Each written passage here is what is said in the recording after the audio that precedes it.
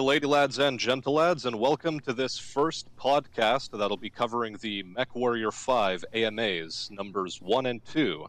Joining me today is Kibbs, and I am your host, or, well, I guess we're co-hosting. It's Smastian on my end, and Kibbs on the other end. How do you do? Yep, and we're basically just going to go through the AMAs. We're probably going to do these more and more. Not sure if we'll expand it, but for starters, it'll be Smastian and myself. So, Cool. shall we delve into the AMA? Yeah, let's jump right in. I think at the microtransactions and post-launch content topic, because I Yep. think that's going to be the hottest thing that the audience will want to know. One quick thing that we should probably make mention of is that they did say, and they were very careful to stress this, that things are still susceptible to change. So even if they confirm something in the Ask Me Anythings, there is a possibility that it will be taken out because we haven't even reached the beta point. Yeah, the beta is starting in sometime in August, Yep, from what they've told us. August, the month before launch. Yeah, Hmm. but yeah, back into the microtransactions. Yeah. All right. So, as far as things go, the thing that they mentioned in the AMAs is that they are not working on any DLC content right now. They just want to ship the game, have it good for launch, and none of this day one DLC garbage. Which is good. At least that's the... I mean, that means we won't see any sort of, cut content. Just to reference something like, how Creative Assembly, you'll see like cut faction. If you pre-order, you get it free. If you don't, you got to buy it afterwards. So that's good. Yeah. And on a somewhat related note, I mean, in terms of the things that you would likely find as microtransactions for a game like this, you'd expect something like mech packs to be a thing potentially. From the sounds of it, there are going to be 50 different mech chassis that you are going to be able to have access to, and each of those chassis are going to have a couple hundred plus sub-variants. So in terms of mech pack content, I doubt they're going to go for that immediately out of the gate. Yeah, probably not. And I'd assume for every mech pack that we do get one thing, this is again a little bit of, presumption and assumption. Because of how the game works, I'm imagining that it's very variant focused. So we'll get a mech pack. I imagine we'll get one mech per weight. So, light, medium, heavy, and assault. And I'm imagining we'll get at least, 1 to 2 variants as well, along with that. One of the next things that they also talked about is, especially with the game's endpoint being in 3049, Or 3050, somewhere around there. Essentially it's super, super close to the clan invasion, or if not, taking place at the last second, right as the clans show up. So one of the things they did make sure to mention was that they were thinking, and they have been keeping this in their mind, that the clan invasions might be an expansion pack. So more mechs, toppled with more technology, and other technology coming back into the, the market, so to speak. Yeah.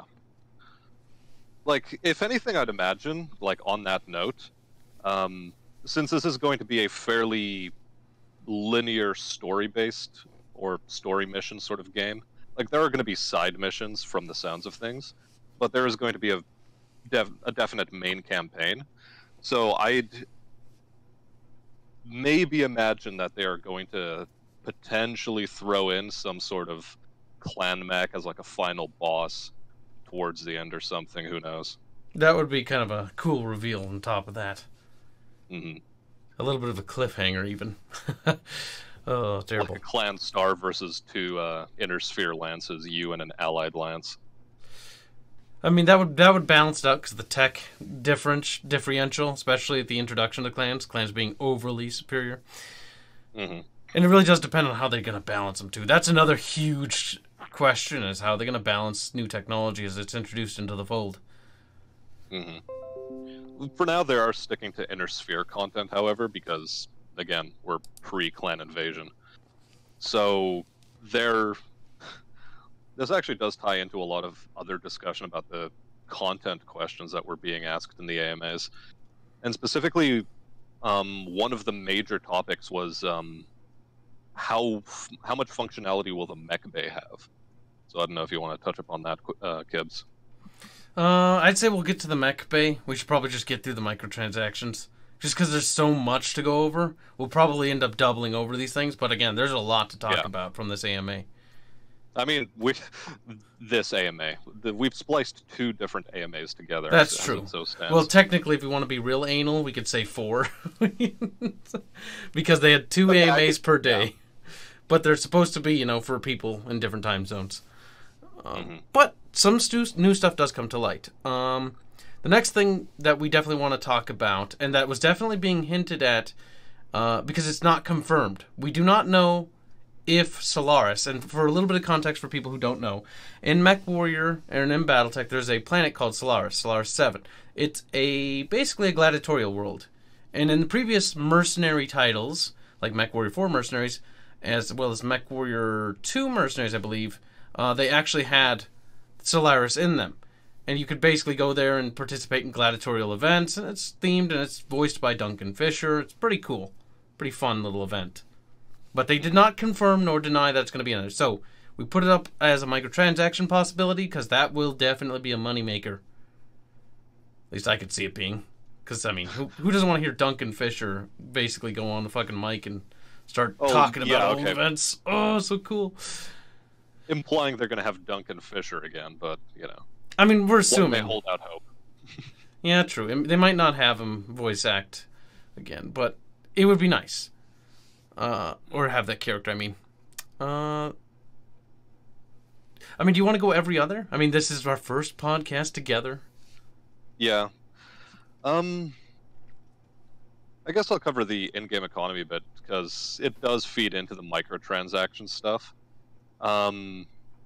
Basically, the way they want to balance the in-game economy isn't around some sort of strict progression system. I mean, it's going to follow stuff like older MechWarrior titles and the new Harebrained Schemes BattleTech game that came out just last year.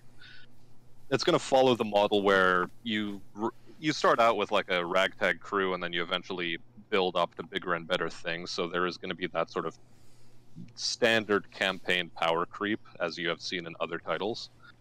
But it isn't going to rely on any sort of out-of-game microtransactions. So you won't just be able to, I don't know, purchase your way to hero mechs or whatever the hell you can find on the market. Oh, go ahead. Yeah, also as it stands, and I'm jumping ahead a bit here, there isn't going to be a pilot skill progression system or any of that sort of stuff, so they wouldn't be able to leverage microtransactions to level up pilot skills as well. Like, that's just not a thing that I would see on the table as a possibility. Yeah. Another good example of a game that did do what you alluded to is a game called Dead Space 3, in which you could actually buy resources in-game. So basically, they're not going to have any sort of EA-like policy where you can skip single-player content. Even Ubisoft has this, actually, with their more recent titles, where you can purchase in-game currency. Yeah, no. The C-bills and everything you make in-game, salvage, you just earn in-game. There's no little microtransactions tethered to the game's in-game economy. I'd imagine, too, if they were to try to go back on this, that they would get a massive uproar just from the Discord community alone. Yeah, I mean, the Discord community may be all people who pre-ordered, so they already have invested stakes not to be, agitating. That would probably throw them over the edge. Yeah. One of the other things, though, so you will be able to, again, towards the salvage system and the economy. This is tethered to the economy still. Salvage is how it functions in the older MechWarrior games. More so like MechWarrior 3 or HBS's BattleTech.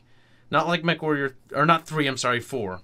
In the sense where, you don't blow up the chassis, you can get more salvage. There was an update for MechWarrior 2 Mercenaries that allowed it to be a little bit more dynamic, if I remember right, in the Platinum Edition, but don't quote me on that.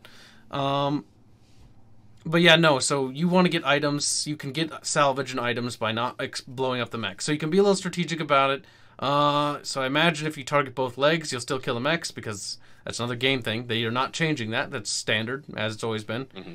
Both mechs incapacitate a mech because how can it stand if both legs do not function? So it'll flop over, and then you can get yourself some salvage. That's the best way to get salvage, and I assume that that's going to be the same as to how it used to be. Because in the older MechWarrior games, take out the legs if you can first, or core it out so you can get the weapons and stuff. Or, you know, if you can get a cockpit shot, that's even better.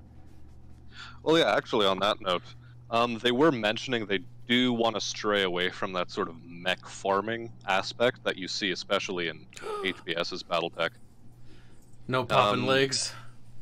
Yeah, like, you can pop legs all you want. Basically, it has more of an in-battle function than it does a salvage function. Okay, so However, there's a balance. Like, after battles, yeah. You can only have so much salvage.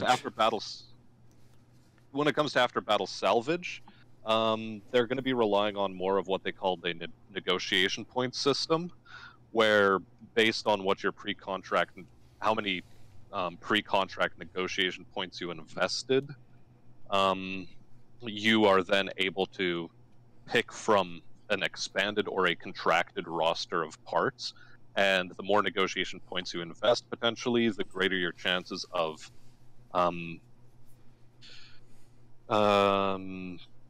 salvaging a full mech are. Okay.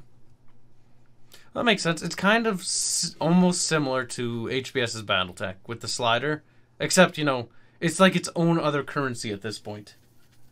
Yeah. So we have that's actually two layers of purchasing currency, I should say. We got C-bills, and we have these negotiation points. Negotiation points. Still NPs. don't know what the hell they actually are. Yeah, well, we have no. I mean, again, a lot of this stuff is AMA stuff, so you're gonna hear speculation alongside, you know, what they claim, confirmed or not. And also bear in mind that the game's gonna have a extraordinarily robust modding system because it is pretty open to modding. They're not encrypting a lot of files, so modding should be pretty easy. As well as it's using the newest Unreal Engine, which I hear is pretty easy to mod, all things considered, or adjust things. Mm-hmm. Yeah. The devs also are pretty open to the whole idea of modding in general. A lot of the questions that were asked, the devs simply responded with, if we can't get it out in time, chances are the system is going to be easy enough to mod in that just go wild. So, hopefully we'll see, you know, a Paradox level of a modding community developer on this game. Because that would we likely will. That would strengthen it quite a bit. I mean, just take a look at HBS's BattleTech. And that wasn't even open. A lot of that shit was pretty hard to mod because it wasn't actually created with the intention of modding. In fact, they were against it originally, and I think they still are because they disencourage it. Yeah, it's not that they strictly disencourage it, but from hearing Lady Electo, the main modder on the big Rogue Tech mod for BattleTech, hearing her talk about it, or him, it's not entirely certain. I've never heard this person speak. But yeah, they've mentioned that it's not so much that HBS is discouraging things directly, but just that they're making back-end modding more annoying to do. Although they apparently cracked that within like the first few hours of Flashpoint's launch. It's not surprising. But yeah. That's not surprising. It's weird because they're under Paradox now. Because Paradox, you know, don't sell games; they sell mods, or a mod engine. Well, yeah, really. but I mean, Paradox is only the publisher, strictly True. speaking. HBS still has some sovereignty at the moment. Mm-hmm. We will see if they get Also, gobbled keep up. in mind, I'm not a modder or anything. This is just what I just said is hearsay and hearsay allowed. Yeah, well, that's fine. I'm trying to cast aspersions. Appreciate it. Now I think we're moving on to the next subject. You want to hit it off? Yeah, I mean, we already sort of touched on the 50 chassis point, and how there's going to be the 250 or so sub-variants of those. Yep. And I guess the main point to touch on here is, and this feeds into mech bay customization, just how much will you be able to work with on your mechs? Well, typically, you'll have the normal things, like how much armor do you want to put on a specific torso, arm, or leg piece? How many weapons of a certain type based on the hard points you have available do you want to put on? But this is going to be restricted more by the introduction of, more than any title, even more than MechWarrior 4, because MechWarrior 4 is when they first introduced, the hardpoint system back into the game, or into the game, really. Well, yeah, you won't be able to pull off stuff like MechWarrior 3, where you can just vote, like, the metagame there having been pick the best mech silhouette and just dump as many weapons into a specific torso as you possibly can, and then use the rest as a blade of armor, essentially. Yep, and it just it made the mech chassis have literally no value, which is kind of annoying. Mm-hmm. Because it is all about your silhouette at that point. It's like, oh, I'll just pick the most narrow, hard-to-hit silhouette, and bam, can't be struck. I can have like 30 LRMs in my chest. I don't know how the logistics of those missile loading systems work, but damn, that's compressed. It's like rapid-fire, like chain gun missile launchers. I mean, I feel like it's just like a weird fucking tube of missiles or something in there that just spits them out.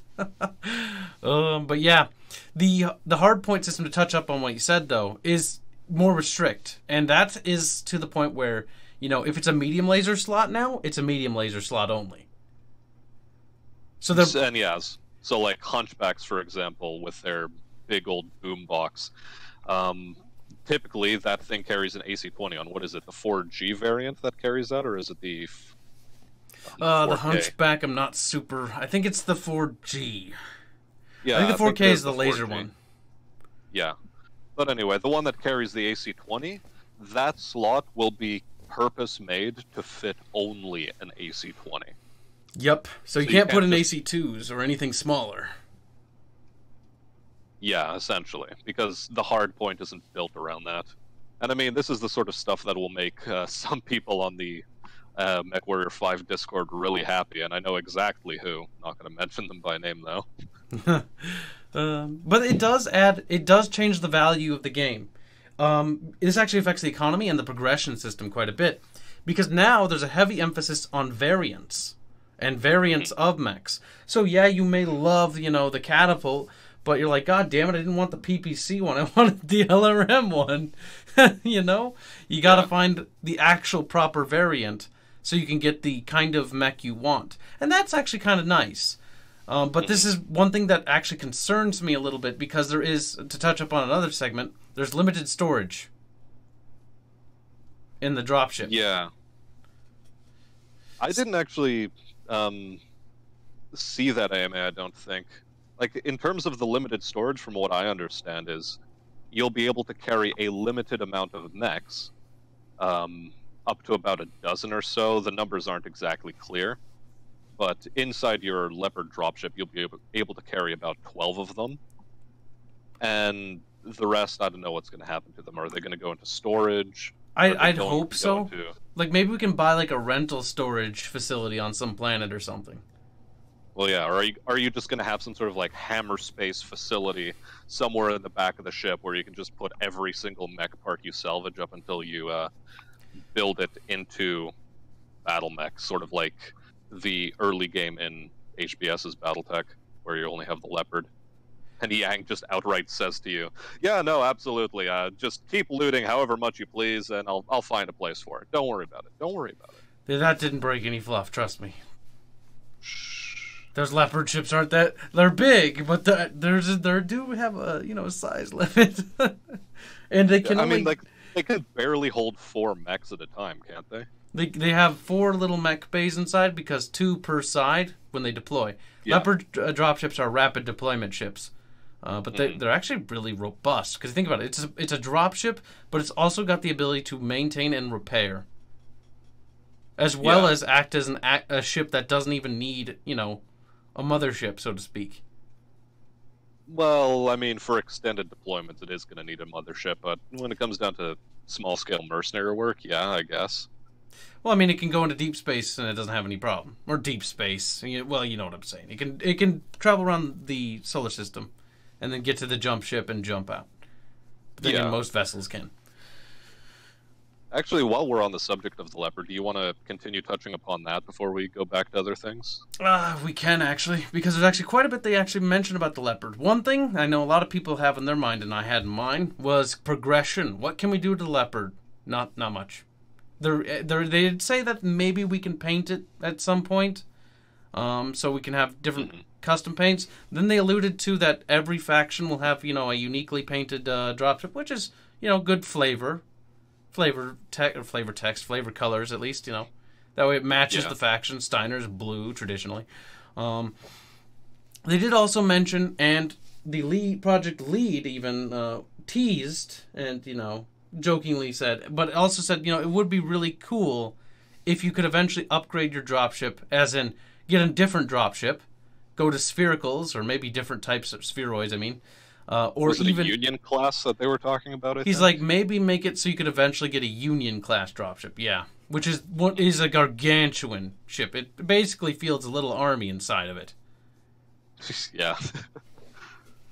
They're huge. I mean, the best comparison for people who maybe if it doesn't spark a memory, Star Wars Episode 2 of the prequels, I should say, those big droid ships. That's basically it's that. It's fucking huge.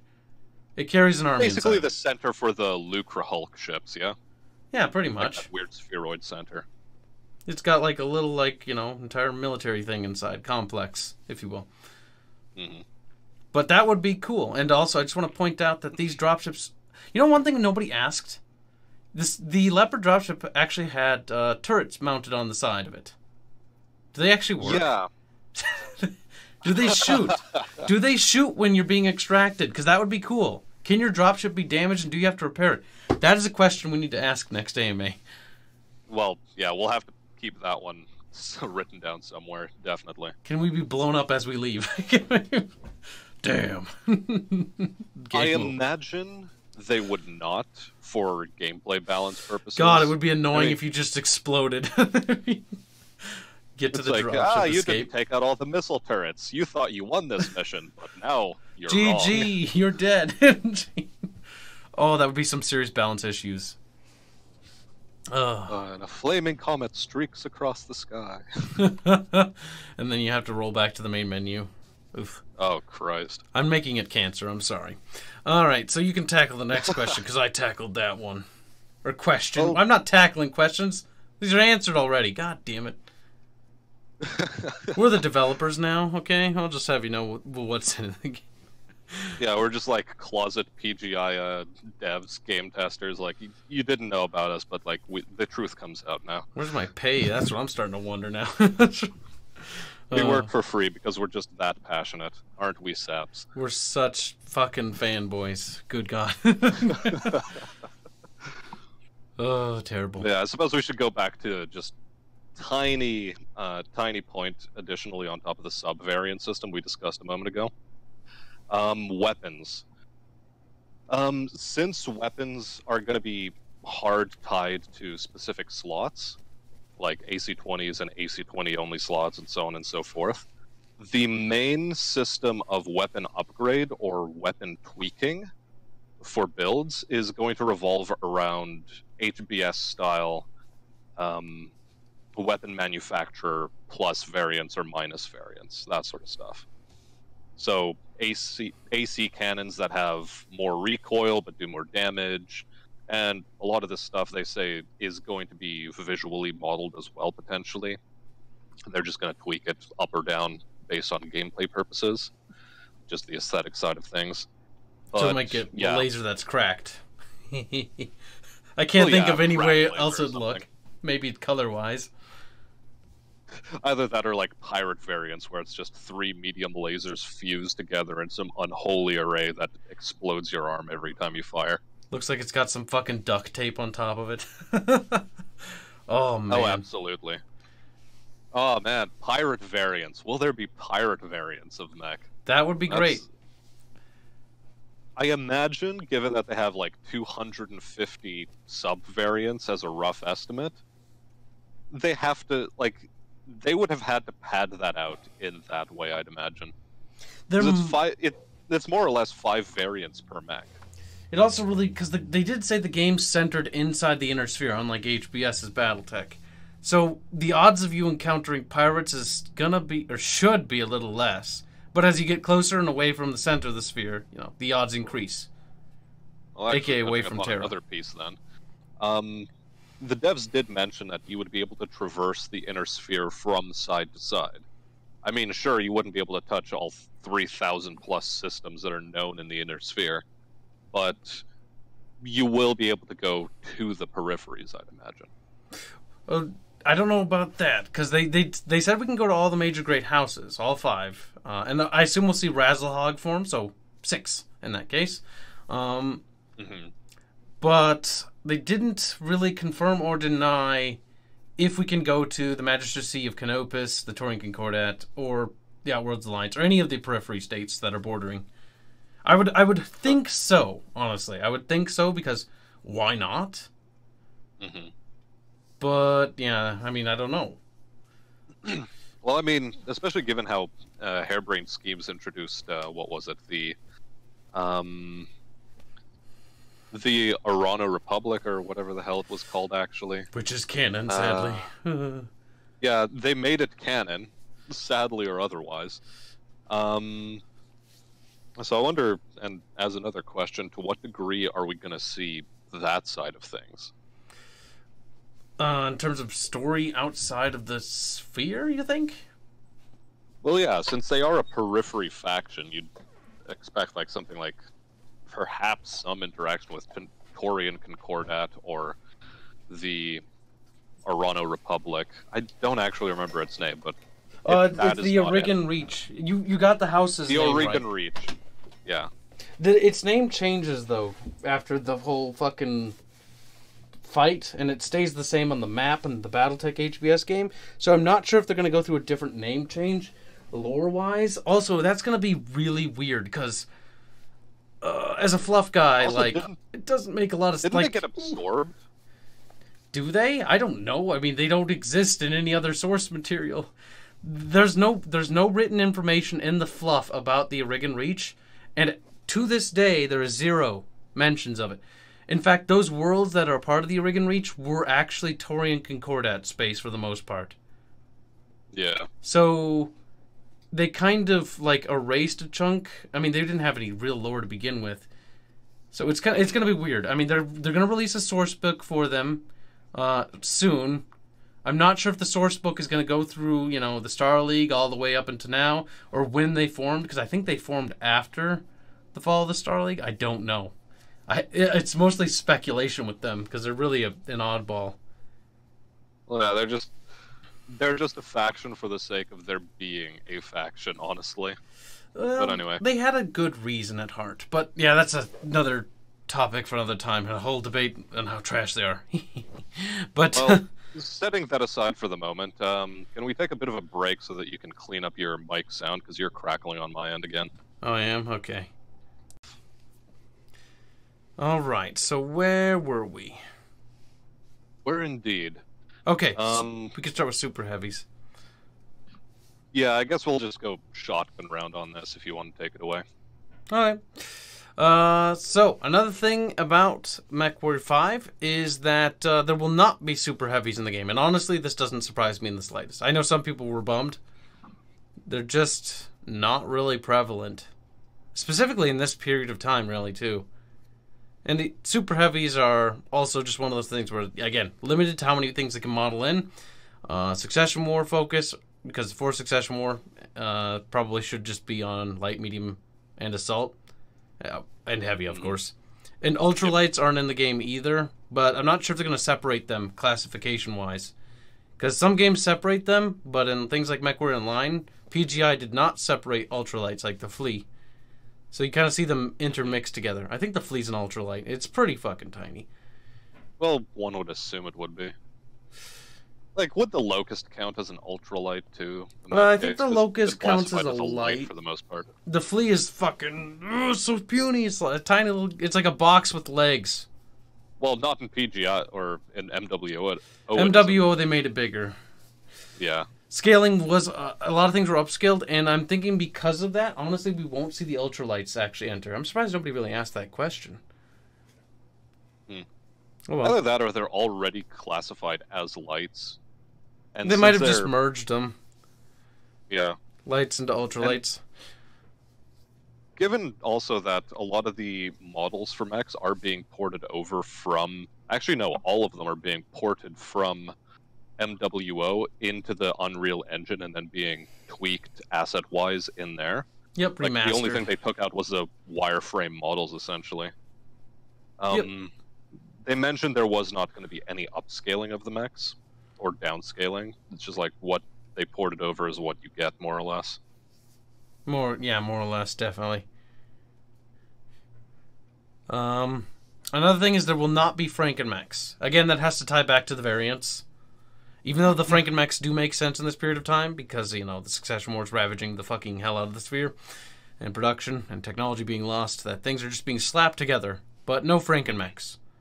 Well, actually, this is the part of the question I didn't understand. Because they talked about Frankenmechs in terms of stuff like a Hunchback with an engine that wouldn't normally fit inside it. Yeah. Just like that's one of the examples they gave, and then they spoke of that as a Frankenmech. Whereas canonically, Frankenmechs are stuff like the Cataphract. Oh, the Cataphract's one of those weird mechs, though, that was actually, like, it was a Frankenmech, but its design was so good that they actually put it into production as an actual thing, rather than just reusing parts. Yeah, so when they say there are not going to be any Frankenmechs, are exceptions going to be made for the sort of canonical, the like, canonical ascended Frankenmechs, like the Cataphracts and so on? The Cataphract, probably. I don't see why... The way they talked about the Frankenmechs is they're talking about them in terms of customization. That's the way I see it, because that makes sense.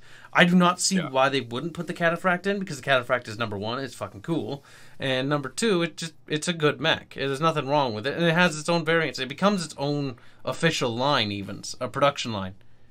Yeah, it's really only reason why it's called a Frankenmech is more so fluff, in my opinion. Like, it's just fluff stuff. It's not an actual Frankenmech. Gameplay wise, it's an actual mech. Yeah, I guess. Well, again, that was the hope on my end, so...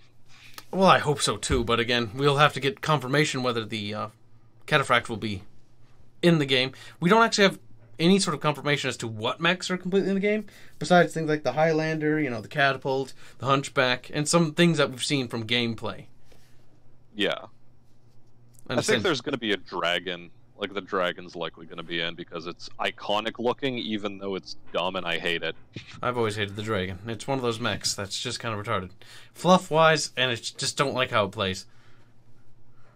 It looks like a goddamn tractor or something. It's got a weird torso. Yeah, it looks exactly like a tractor. It's you a can tractor. see it as a farming unit. It honestly feels like it's an aggro mech, and the Star League sold it to the Draconis Combat like, oh, it's totally much honorable. And like, oh, we'll buy from you. Terrible. That's honestly what it feels like to me. It's kind of just dumb. Hero mechs. What do you think? They were pretty vague on this. Yeah, honestly. same. Like, it's possible this might be DLC content down the road. I'd think not. However, I believe they'd have better things they could funnel their resources into, but then again, I'd imagine that would be a publisher decision more so than a dev decision. If they DLC Hero Mechs, I'd have to say I'd be actually upset about that, because Hero Mechs don't require you to remodel any mech. Like, Hero Mechs are basically fluff mechs that were piloted by heroes that were specially modified by these characters.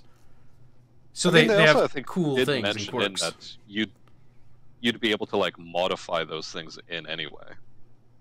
Yeah, modding them in is actually really easy because all you gotta do is, if you want the hero mech's custom paint, you just mod that in, paint it in, and then on top of that, you just mod in the stuff that you want inside your hero mech.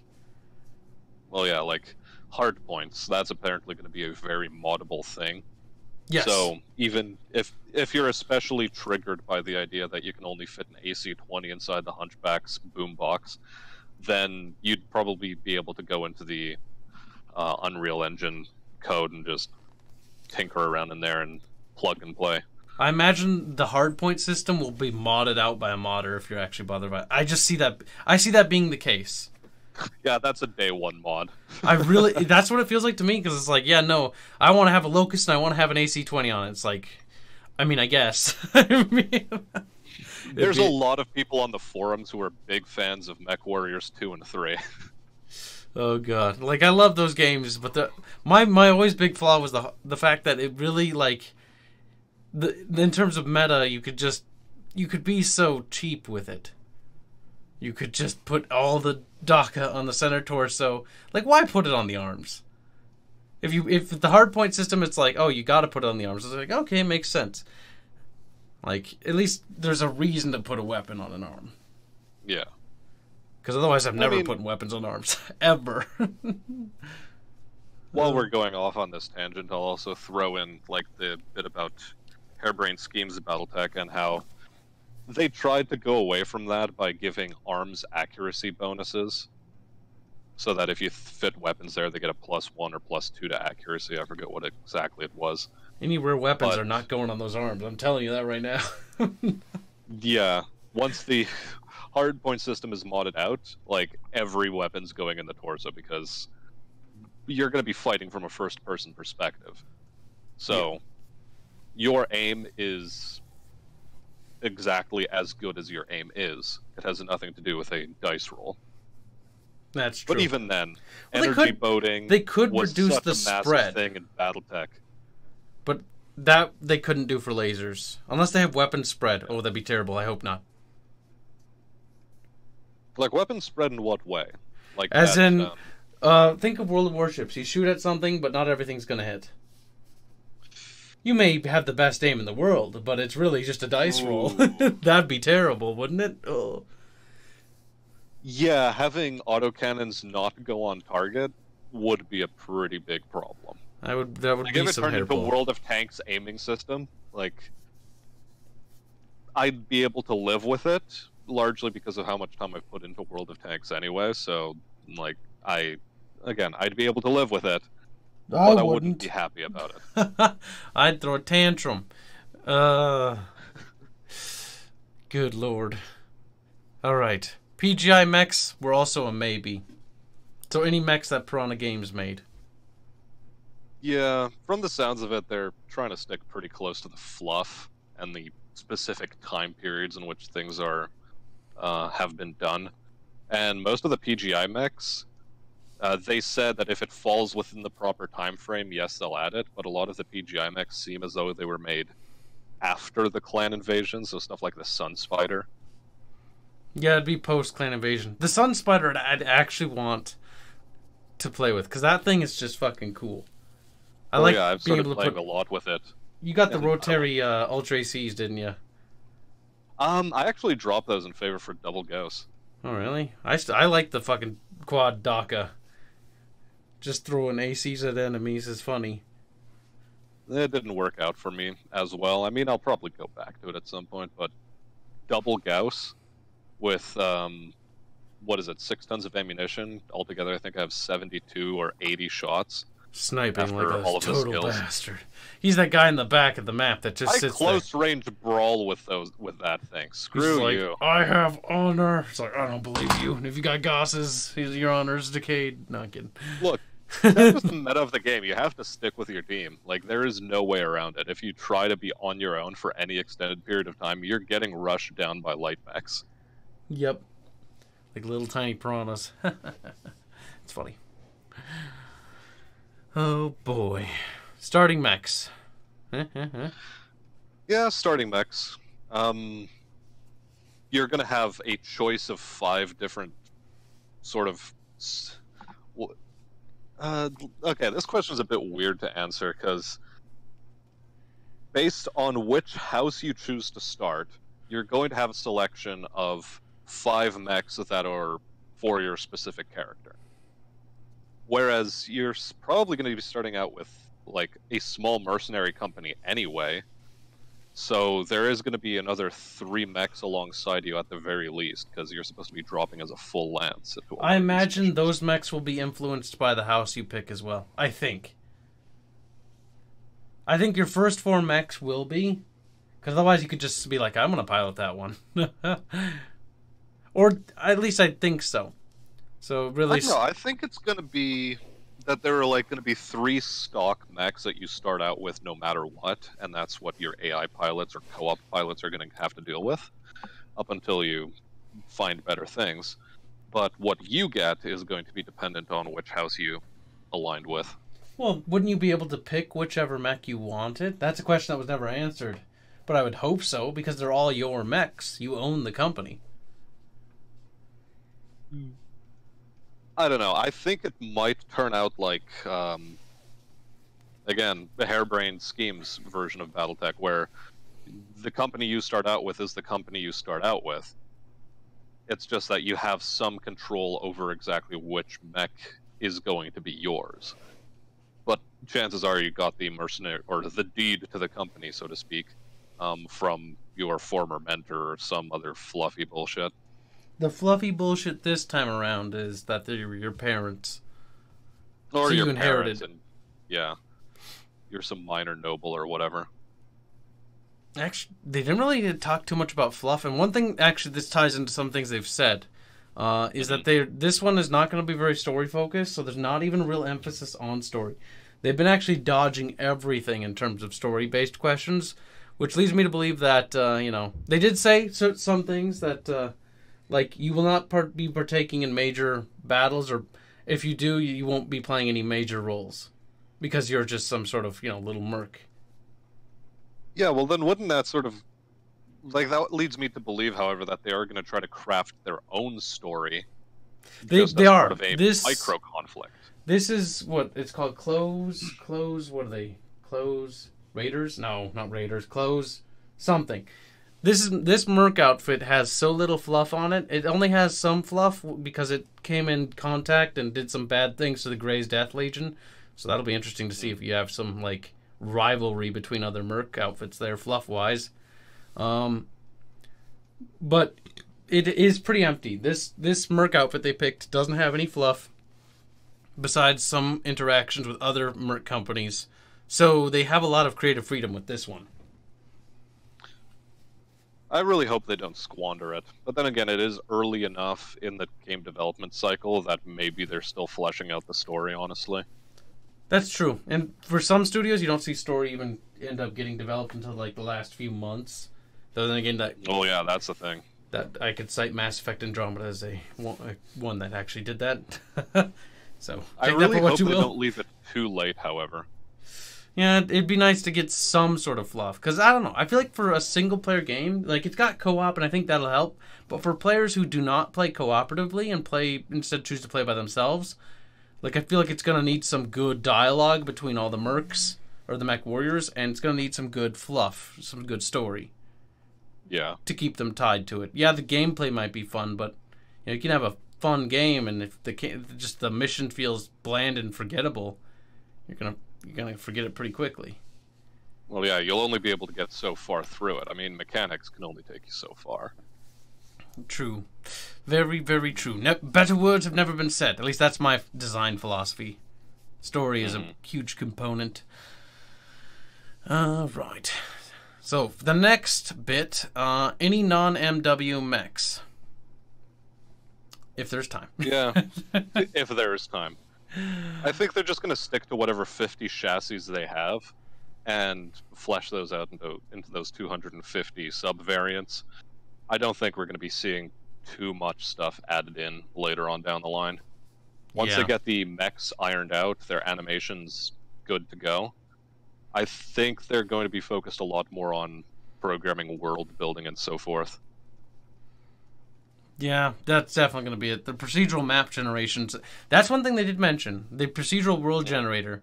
So, a little bit that I know because I actually talked with a couple people there and got a little bit more information I was able to glean.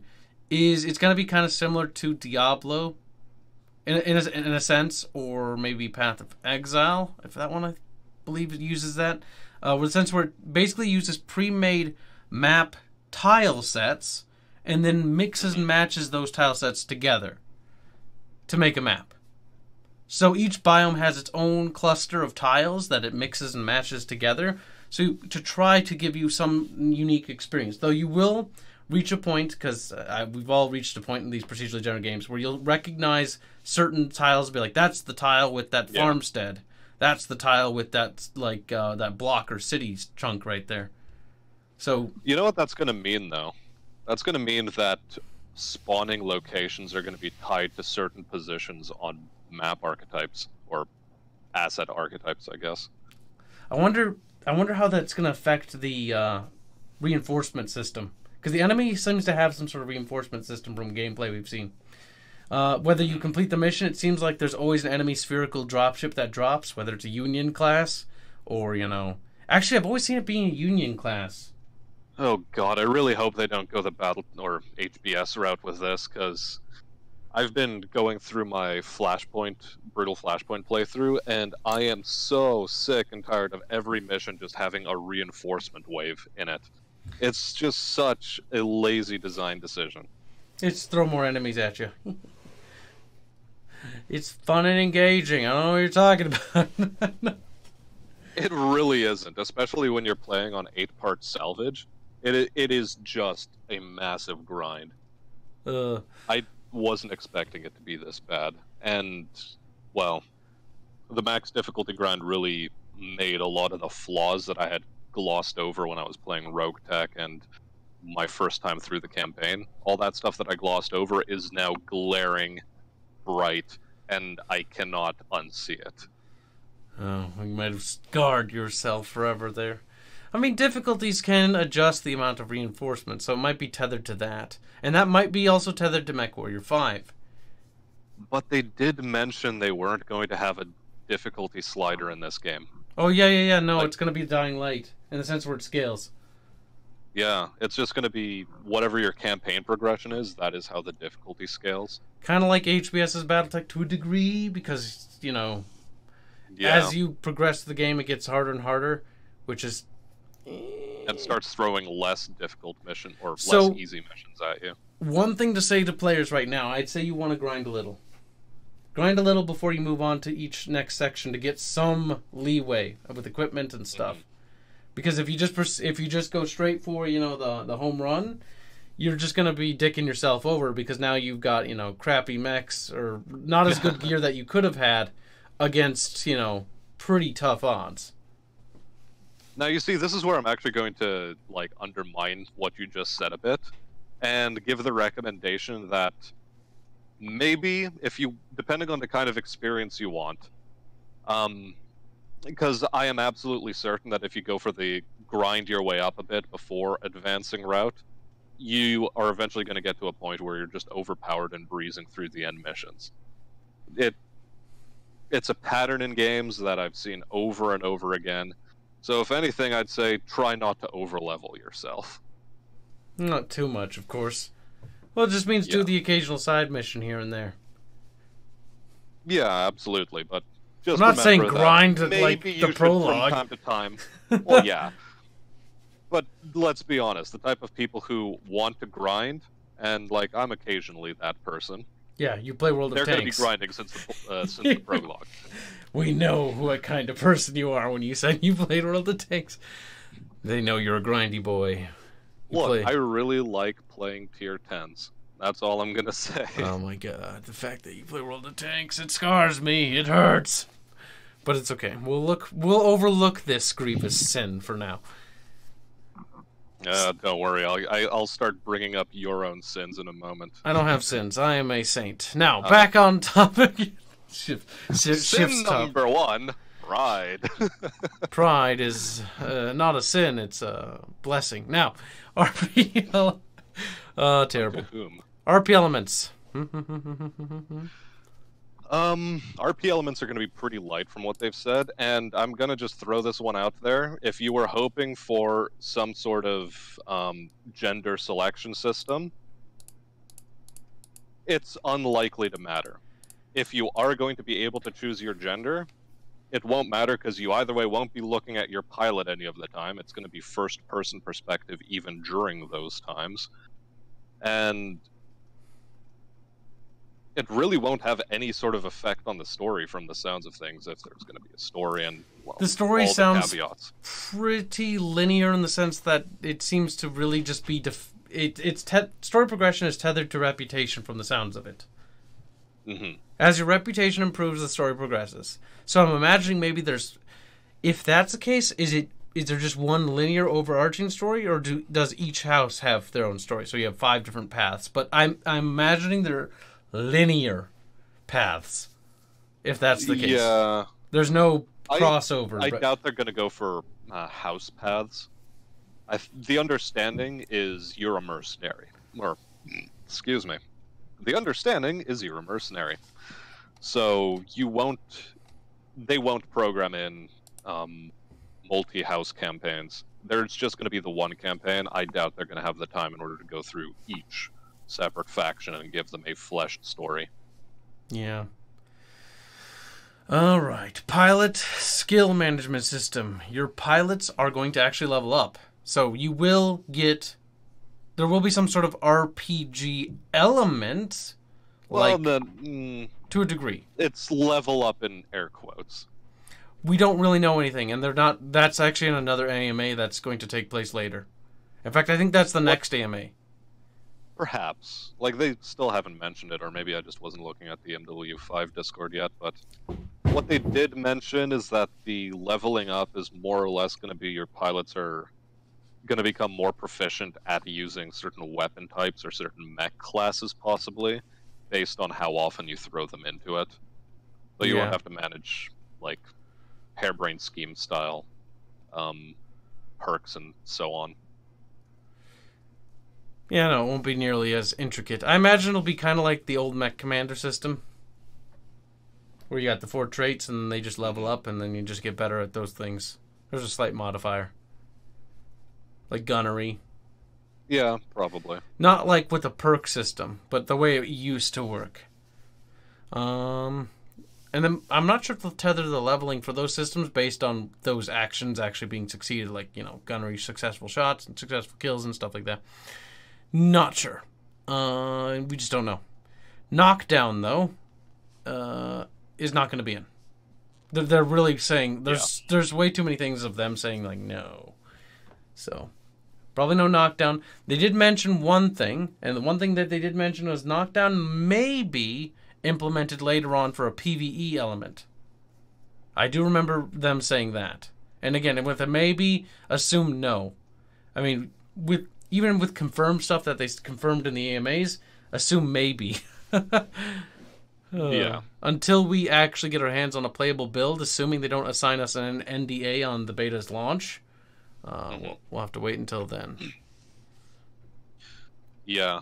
But on that note, while we're talking about Collision, there were questions asked about, like, zero-G environments and how will that affect mech jump jets and so forth, and how about walking through buildings? Is that going to be a thing? And destructible terrain overall.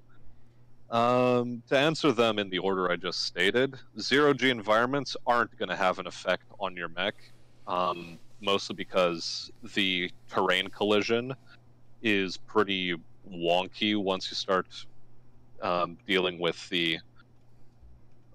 once you start tweaking the gravity settings, the AI starts screwing up, and then balance problems become a thing because you can just kit out, say, a Panther to be filled with jump jets and just PPC people from the stratosphere on certain low-G maps, which would be hilarious to do. And I mean, God. Modders, please. This is a thing I do want to see. Considering... Oh, go ahead.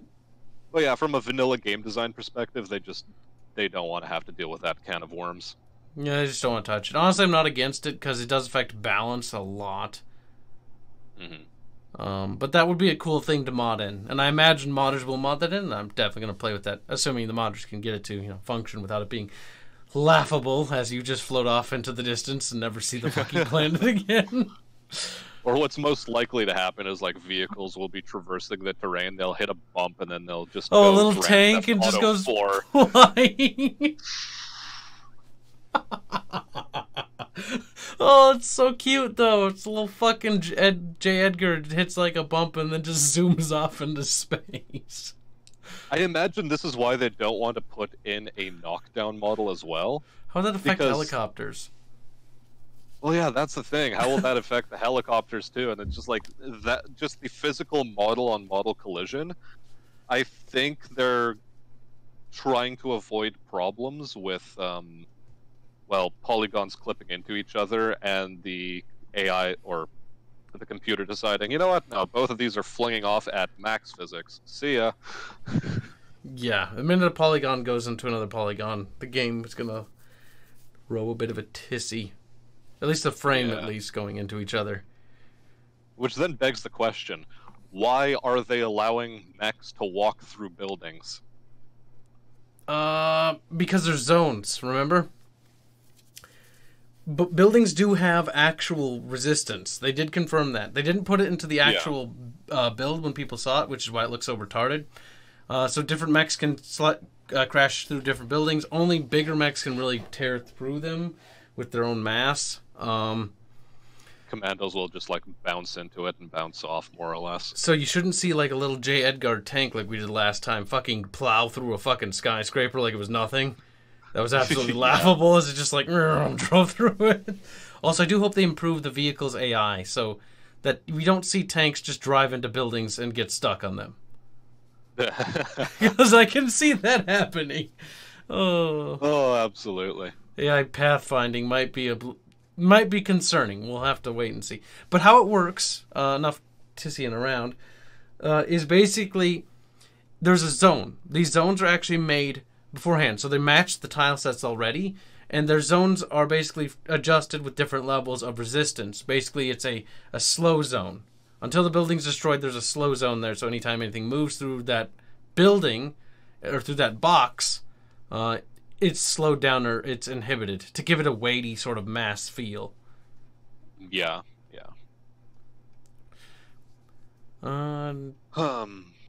Well, I suppose we should move on, but before we do that, would you mind me taking a quick hop on over to the can?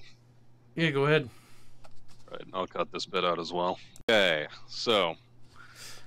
Destructible terrain and bridges may be a thing in combat. Terrain, I don't know so much, actually. I know that we're kind of vague with this, but I imagine voxel-based terrain damage would fucking chug. Probably. I mean, do if there were bridges, like though. damage craters made, you'd expect them to be something already on the map. Yeah, The rest basically would it's be like a damage thing that sticker. renders in or something like that. Mm-hmm. Destructible terrain. So one thing in terms of that is like trees, basic stuff, maybe boulders, ice, different environmental things. One thing though, bridges was mentioned and different weights were mentioned. They did say it was interesting, but they don't know about that yet. Yeah, I don't think they've really played around with the idea much yet. Different bridges being able to support different weights. So a wooden bridge shouldn't be able to support anything that's heavier than a fucking tank, really. I mean, it's a sort of question of like, yeah, this would be nice to have, but maybe it would be better to focus on Other stuff just at the the moment. standard terrain collision model on its own and not have to worry about breaking through a piece of ice into water, because they did also mention they don't want any underwater nonsense. Oh god, can you imagine like Ice World comment and you fall through like the ice and you sink into the abyss? You're like, no. Mechs can only I'd survive imagine a if certain that were depth. to happen- well, yeah. If that were to happen, I imagine they'd put a kill barrier down there at some point. Yep, the little block that just kills you. Mm-hmm. You just explode. And then the camera Oh, we're watches on your body disappear into the depths. Oh, sadness. Yeah, like Halo 3 style or something. Yeah, I know, where you see a little body, like, you hit a wall, basically, it kills you. And then it fucking flips and hits and smashes into everything on the way to the bottom. Oh, but seeing that for a mech model would look absolutely retarded, though. Could you imagine an Atlas? I mean, look, the fallover animations in MechWarrior Online are already goofy enough. The king crab always And the way they upside down. and the way they ragdoll is hilarious. Oh god, because like these things are massive, and the worst part is they put like a weird like weighty effect to try to make them feel like they're slowly falling, but it just looks even sillier as they're like tumbling slowly over each other. Ooh.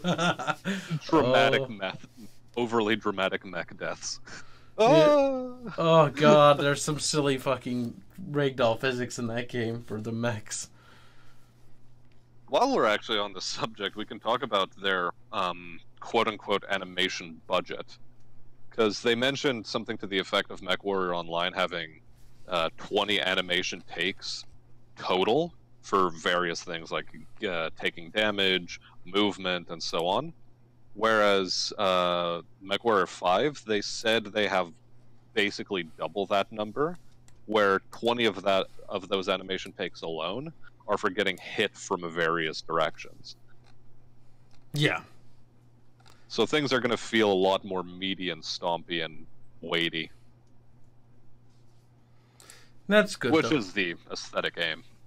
It is. They did want to make it more weighty, and it's going to be a little... Now that they're not doing it in the MMO format and it's not PvP focused, it should, in theory and on paper, be a better MechWarrior game at heart. Mm-hmm. Yeah. Another thing they said is you can only form relationships with factions, major factions, and by relationships, that was elaborated as in basically just doing missions for them. Now, I'm not sure if they're going to have like any sort of penalties. They didn't elaborate on anything. So nothing like the BattleTech Flashpoint system where you can get access to discounts and rewards. No mention of, getting to a point where they hate you so much where they're literally unwilling to work with you, which is actually a fluff thing that happens to some merc outfits. Some merc outfits even end up getting adopted into some houses' militaries, which would be very weird. So they're probably not going to do that, such as House Davion adopting your merc outfit into, their army. Well, yeah, that would also run counter in this game to the how it functions. Lack of, just the lack of roleplay aspects. Because I mean, this is like just the integration into faction houses. That is a pretty roleplay heavy element of the game, I'd imagine. Yeah, you'd think you'd want it to be. Yeah. The release plans for only a single lance. A lot of people ask this question. Will you be able to field multiple lances? No. Just a single lance. That was established for sandbox campaign play. They didn't say anything about the instant action feature, though I'd assume the instant action feature is just a single lance as well, because the logistics are set up for 4 players anyways. Mm-hmm. Instant action is also a mode they did confirm, which is basically skirmish. Though we do not know to what level we can customize or adjust slide difficulty things or amount of enemies you fight. But there's a skirmish mode, which is nice and refreshing. So I imagine it would be like 1 lance on 1 lance, probably. Oh, I imagine the skirmish mode you can simulate anything. So you can have a bunch of enemy tanks in there or anything you want. I'd hope. It's called instant action. It might just be a lance on lance. That's true, but I'd hope there'd be a little bit more depth to it. Maybe they're gonna have like some sort of enemy presets, like fight a tank company supported by like a light lance or something like that, or vice versa. Merrick Light Tank Company or whatever. I don't even know. That would give it a little bit of fluff and a little bit of weight to it. We'll have to find out more about how the instant action feature will work. Let's see. So the next thing is you will not be getting aerospace or tank support. That was another question somebody asked. Will you get tank support or aerospace support?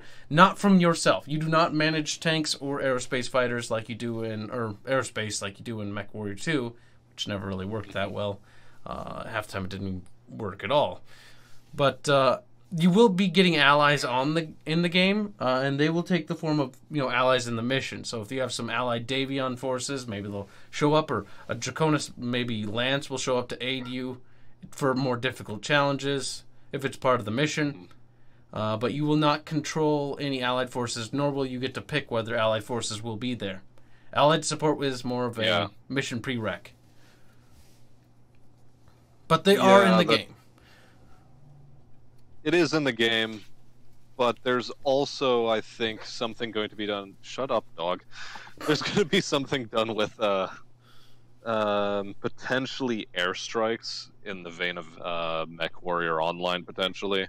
You might get off-map support. They waffled on it. They did. I imagine if you have access to allies, you'll be able to get, like, airstrike call-in abilities. Or you just wanted to go into this room. Why do you want out already? God damn it. Your dog has betrayed you. Poor lad. Poor lad indeed. Poor puppy. Bloody animal. Animals, they do like to open doors. Mine does the same thing, so no worries there. Yeah. I heard him, her, shuffling about at the very beginning there. She hustles around. Another thing, though, that breaks our hearts, we kind of touched up on already, but no dropship customization. So you won't really upgrade your dropship. You can't really make the Leopard dropship do any sort of fluffy things like, doing strafing runs on enemies, which, I wouldn't risk that anyways because that's kind of your only means of escape. Oh, but I do hope those weapons work, because now that I know there's a side turret mounted there, a little ball turret, I'm like, I hope it shoots things. That'd be kind of cool. As you're evacing out, you see the turret shoot at the enemies chasing you behind you. Well, yeah, and again, this is another one of those things they waffled. It's one of those cases, I think, of the right hand not talking with the left enough just among the dev staff, because in the first set of AMAs, you had different people answering questions, and in the second set, you also had more or less the same people, but then they also got changed out a bit in the second hour. But yeah, they did mention that there is some sort of upgrade tree for the Leopard in the works. So, you must have been towards the other a Union AMA. dropship. It's really uncertain, though. We don't know. The problem with this is, and this is the problem with every game studio, right? If you do these big AMAs with all their, it's awesome that they're as open as they are. I mean, I've never seen a game studio bring in all these people and talk. These are just other people in the studio that they just bring in to talk. Not all of them even know what. But here's the problem: in bigger game studios, unlike indies, and even in indies, actually, most people don't know what the other side of the studio is doing at all. So we definitely are starting to see that here, and in the AMAs, they're bringing on people who kind of have an idea. Even the project leads, we'd like to. But even when the project lead's there, he doesn't seem to know everything that's going on, so it seems like it's got the usual function. This is nothing to be alarmed at that much, because this is actually pretty common in the industry, unfortunately. Just people can't, they're so focused on their priorities, they don't know what's going on with the other side of the studio. But hopefully the project lead will come in and start confirming and denying. Speaking of dogs, mine just opened the door. It's like they're synced or something. See, I closed that, and now she's looking at me open it. It's too bad. After this. What are you doing? Why'd you let me in here, you dumb bitch? Oh, puppy is fucking retarded. She can open the door, she knows how. That's the problem. It's got one of those little handles, and she puts her paw on it and pushes it down. It's not funny because she scratches the pane of my door. No. The good thing about my house is that we also, because yours is this weird bar handle that you can twist, yeah? Yeah, well, one side is. The other one's just a knob. Even better. It's true. Well, either way, in our house, we have the bar handles turned to face vertically. Oh, that's helpful. Yeah. That's also weird, though. I've never seen that. You're a weirdo now. We did it as a baby control measure for my little brother when he was growing up. He got wise to it really fast, so we just gave up. Yeah. And we haven't put them back to the way they were since. Well, why bother? It's kind of a waste of time and hassle and energy to really change that, so whatever. I mean it's literally a 5-minute fix, not even. You just unscrew it, twist it a bit, screw it back in. 5 minutes, I couldn't do it myself. I'm too lazy. Oh, man. If it's not a bothersome thing, I'll just leave it there forever. Unless it's food or something. My finger muscles are sore. I'm sleepy. Oh God. Speaking of sleepy, though, there'll be no underwater. But I don't know how that ties into being sleepy. Yeah, nice. Like that is a Linus Tech Tips level of segue there. Well Speaking done. of, tie-ins, but like being underwater is kind of relaxing, except for when you start fucking realizing you need to breathe. But maybe it's relaxing for the first bit, and then you spurge And a then little, you're just permanently relaxed and then you're just forever. you float up slowly dead as the gases in your body expand. All right, so they did confirm Now 20. for a proper segue while we're talking about biomes. I'm gonna beat you before you get a chance. 20+ biomes were confirmed. No underwater was confirmed. They did confirm moons. And some of the stuff they did confirm, because I remember they said glaciers, aka ice, things like the Grim Plexus. They kept alluding to alien things, maybe like the Viridian Bog or things like that. Bismuth styled things. Yeah, just weird looking Light things Oasis. that are definitely more fantastical. I mean, BattleTech is a fantasy universe, not like it's fantasy in the sense that It's space fantasy. yeah, with space knights and shit. There's desert canyons, there's desert and dunes, there's jungles, mostly Terra-based things. They did say that they might add more biomes later, and they definitely want to. They did allude to that they did want to do an underwater biome, but they just really didn't want to waste resources in this one really weird biome. Yeah. Just yet. I mean, that might be a potential DLC target. Here's fingers crossed, hoping. You can go to like a water world where there's underwater cities, because that's a thing. That's canon. That's fluffy. Yeah. But I'm going to slag them off a bit here and say that one of the proposed ways in which they would expand, or the biome number would be expanded, is that sure, you have your 20+ base biomes, but the sub-variants are stuff like Desert Canyon with lightning in the sky, Desert Canyon with rain, Desert Canyon with slight fog. Yeah. So basically weather effects count as biome variations. Wait, did they say that? Yeah, they basically said that. That they're going to introduce like variants in that vein. And it's like, oh look, it's this canyon, but now it's got lightning. It's like, whoa, guys, I'm so fucking baffled. I'm tripping. Oh my god, it's got lightning now. What does lightning do in terms of gameplay? Well, it just looks like pretty and shit. Visibility obstruction. And mood lighting. see, I want like some sort of like retarded fucking radiation storm from one of these like Succession worlds, where like it fucking like irradiates the pilot and you just liquefy in your cockpit and it's just over, game over. Yeah, they did mention also that none of these extreme weathers are going to have any specifically damaging effects on you. They didn't mention anything like tornadoes or hurricanes or anything, so nothing that can possibly damage you. If it's going to be there, it's going to be off in the distance where you can't get to it, where you can play safe in your little cozy mech space. We're safe here. That's just a spooky, ominous thing in the distance. But there will be weather effects on the map, and they will actually, at the very least, sort of change up the atmosphere, perhaps, if nothing else. Well, that and force you to use stuff like heat vision and night vision, because night maps are going to be a thing, obviously. Yep. But there's not going to be any acid rain, no radiation storms, as fluffy as they are. And yeah. I mean, if you want some sort of environmental hazard, fire propagation potentially. I mean, it does exist. We saw it in the demo, and they're just gonna either scale it or downscale it to whatever performance constrictions they're going to have to fit. Yep, that's one of the fun concerns. fact: there's 10,000 trees per level for some reason. I like how they actually took a chance to tell us that. Now, can we set... That's the one thing I want to know. Can we set fire to a forest, and will that forest, like in the fluff, raise the heat levels of mechs in it? Well, yeah, biomes will affect heat dissipation, like, already. Well, trees do. Will they be... Well, yeah, will they be able to have this sort of dynamic map effect as well? And that is something we're going to have to ask. Yeah. Oh, well.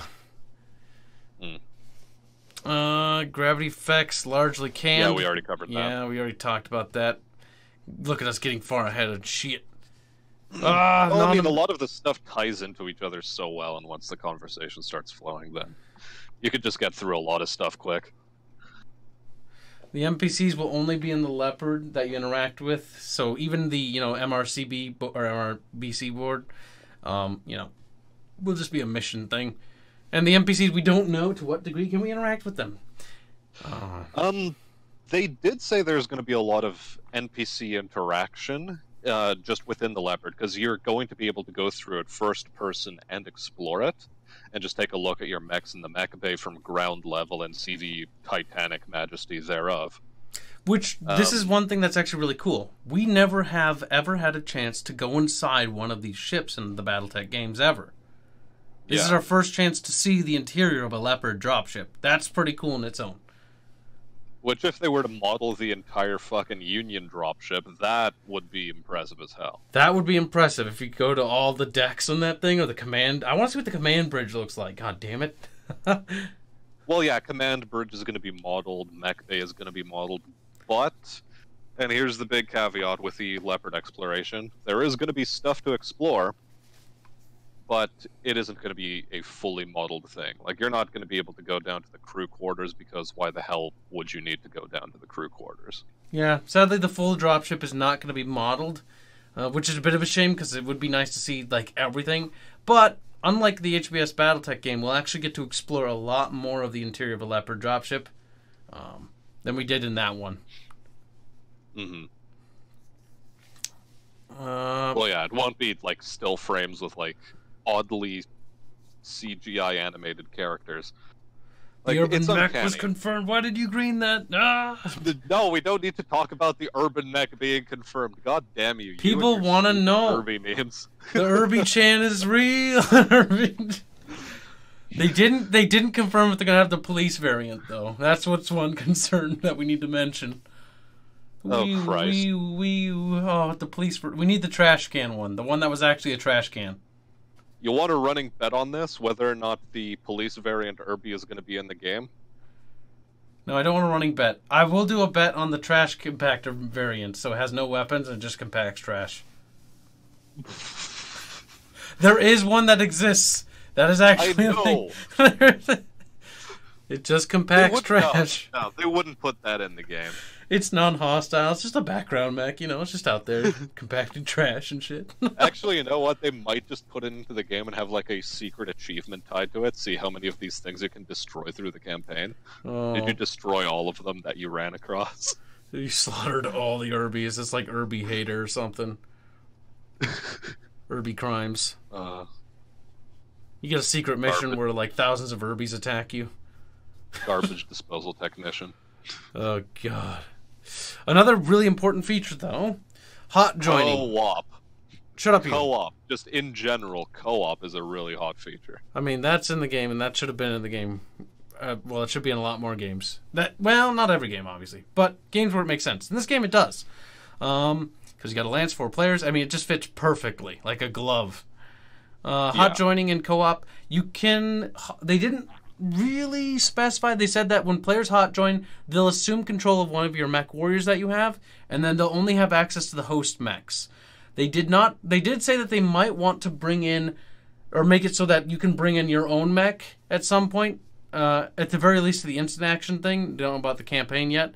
So your friends, be sure who you pick your friends are before they fuck over your mechs and break them all. Or if they get one of your mech warriors killed. I don't know if they can actually get your mech warriors killed. That might be annoying. Actually, we don't even know if they can die. I'd assume they can. Shit. He's on to me. He knows I'm going to ruin all of He's like, oh no. It's like, your campaign's so bad, Kibbs, you'll better have to play on my campaign. It's like, no wonder how that happened. Oh, God. But they didn't say if you could hot join in while the session was going. So that was one thing I wanted to figure out, but we don't know.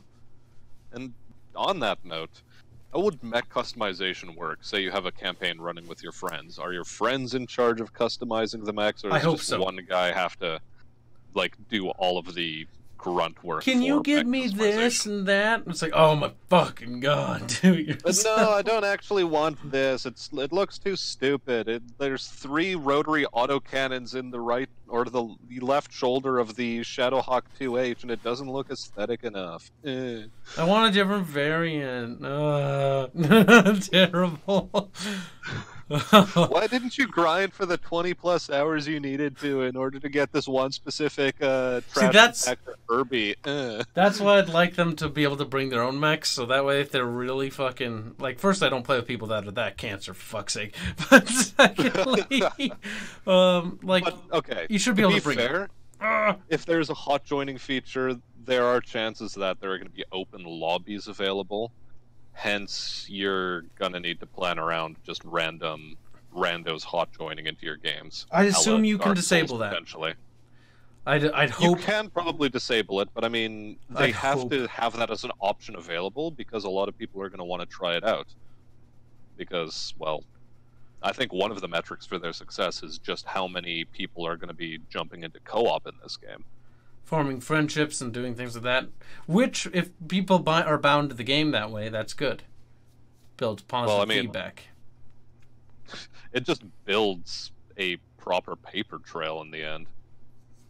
Just from a purely economical standpoint, like, this is what the company should be aiming for. It also tightens the community together, because if you get the community interacting with one another, that's good. Well, yeah. But I do hope it's a feature, though. Because I only want to play with my friends, and I don't need to run into randos who are going to break my mechs, because I don't have patience for that shit. Private lobbies are going to be very, very easy to set up, I'd imagine. I'm imagining the game's actually going to function in the sense that it just is a switch you flip on and off in a menu. That's how I think, at least. I don't even know if there's going to be lobbies. Like, Total War had this function, too, with drop-in battles. Client hosting in that sense. Something like that, yeah. We were talking about instant action. Progression of the campaign might be determined by reputation. We already talked about that. Equipment-based quirks. That's what we get for talking ahead, you little shit. MechWarrior 5 is not going to have PvP.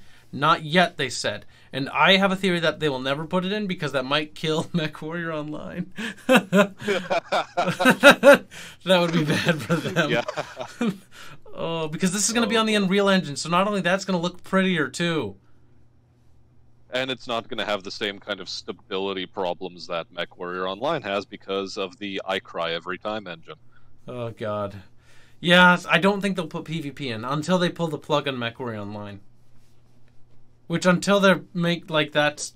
Which I don't think they're going to do. Yeah, no. They're going to keep using that as a backup for money-making. Well, look, part of the reason why they're making MechWarrior 5 is to try to get people interested in MechWarrior Online. Oh, God. I mean, just look at the pre-order packages. They claim the pre-order package is to give benefits to the community because, you know, they've really supported them all this time. It's the only reason why I didn't play MechWarrior Online because I thought it was shit. I didn't like it. I still don't like it that much, to be honest. But I'll try it again because they offered all these fucking rewards. I mean, they give you a plethora of rewards for pre-ordering. So much, in fact, that it's a free-to-play MMO. Like, if you're going to buy the game, you might as well try the MMO to bide your time. So, It did. Yeah. It once the game launches though, that MMO, like I can tell you now, I'm dropping it like a rock. Yeah, it's just not for me. That before. It's just not for me. I don't like those kinds of games. I came out of World of Tanks, and you're trash, and you should feel bad. hey! Shut up and let me finish my point. Yeah, coming out of World of Tanks and into something like MechWarrior Online with just like the level to which you can customize your mechs and still have them be a viable battlefield presence, and the fact that there is no tech trees, all of this tickles me in exactly the right way. So, like, this is the MMO I wanted since I did get into World of Tanks. I was hoping World of Tanks would be it, but it wasn't. To be fair, MechWarrior Online as an MMO actually has some of the more redeeming things, such as no tier system, so you can go and get whatever the fuck you want once you earn for it.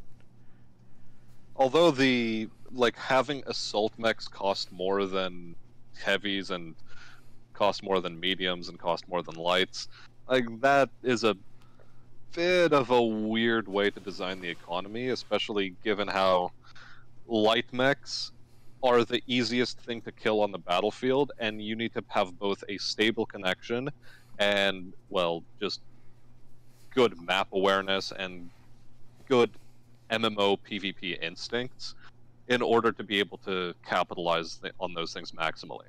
So why the hell are they the easiest thing to get your hands on? They want more people to die. Yeah. I mean, they want the assaults to be expensive. Fluff-wise, they can get away with that because that makes absolute sense. Because lights are that way. They're supposed to be cheap. Multiplayer design is a problem. It is a problem because, like, it's fairly balanced to get a medium, though. It's the heavies and the assaults where it gets pretty tough. Yeah. But not too much about the MWO. Let's focus on the real game. Gets all mad. Gets triggered even. Salty. Oh. Main maps will be handcrafted. Side missions are going to be procedural. So, again, story missions are not procedural missions. Story missions will be designed for fluff purposes.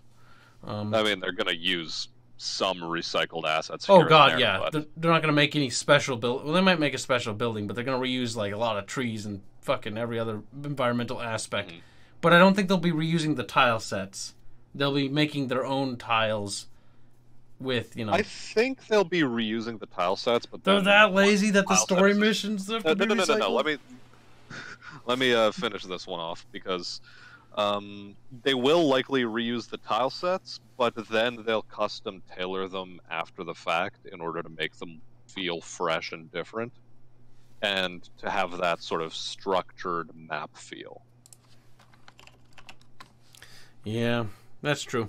They did say 4 to 8 kilometers. Eminently squared. Why didn't you just make it squared? Well, okay, look. Do you want? I'm commenting on how he wrote it. 8-kilometer line, just like a one-dimensional line. Like, here you go. This is your map. That's kind of funny, though. You're actually playing a side scroller. You're welcome. MechWarrior 5 Mercenaries is actually a game for the Super Nintendo again. Yeah, it's a side-scrolling platformer. Oh, that'd be. See, they'll be able to implement death from above mechanics. You pilot a Highlander and you Goomba stomp people into the dirt. It's great. Oh god, a MechWarrior side scroller, like, if you could think of something that just doesn't fucking sound fun or good, there you go. There's certain games that just cannot cross over to certain genres, and that is one of them. I challenge someone to make a side-scrolling MechWarrior. It's so dumb. Like an aerospace maybe game. Like you could set it in the BattleTech universe and run away with it, but fucking no. Stop. It's time to stop. Something like a Karaga. There you go. Major BT lore events will happen, but you won't take part in them. You'll just see them in the newsfeed. We talked about that though. You'll be a cuck. You'll be like, oh my god, the Battle of Tukian. Wow, I can perhaps partake in the fate of the whole sphere. I mean, why would Comstar hire a mercenary? I mean, they could be desperate, I guess. Implying there weren't some mercenaries hired on by any of the houses who were involved. Yeah, true. Very true. Well, no, they did hire mercenaries. I mean, fuck, they were scraping the bottom of the barrel in the clan invasions. They were getting fucked. And they were getting fucked good. Just ask Razzlehog. Oh, sadness. I feel bad now. I think Razzlehog actually got a better deal, having been integrated by Clan Ghost Bear, though. Yeah, they did. They became stronger in the end, but damn it. Poor little bastards. I mean, well, part of them will always remain. It's just going to be a little tiny chunk. Very tiny. Damage modeling. So, yeah, no, they're going to actually be tons of stuff in terms of damage modeling.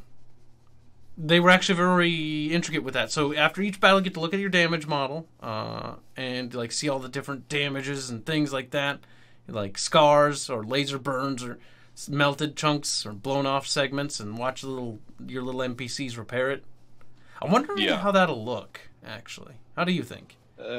They'd probably have some sort of pre-made animation loop, or whenever you're in first-person mode walking around the mech bay, the mech techs are just going to be on some sort of like break, or they're going to be working on a part unrelated to any of the specific mechs. Yeah, it won't actually procedurally get put back, or procedurally, but actually, that'd be so cool if you could actually watch or them maybe reassemble robotic arms just like wiggling.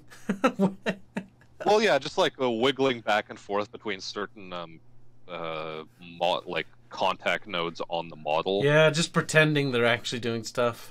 I have to hover above this polygon, then I have to hover above this polygon, then I have to hover above this polygon.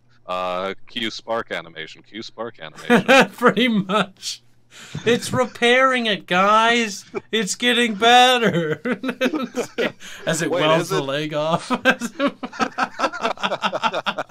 Wait, isn't melting the thing that got us into this problem? Oh my god. Stop!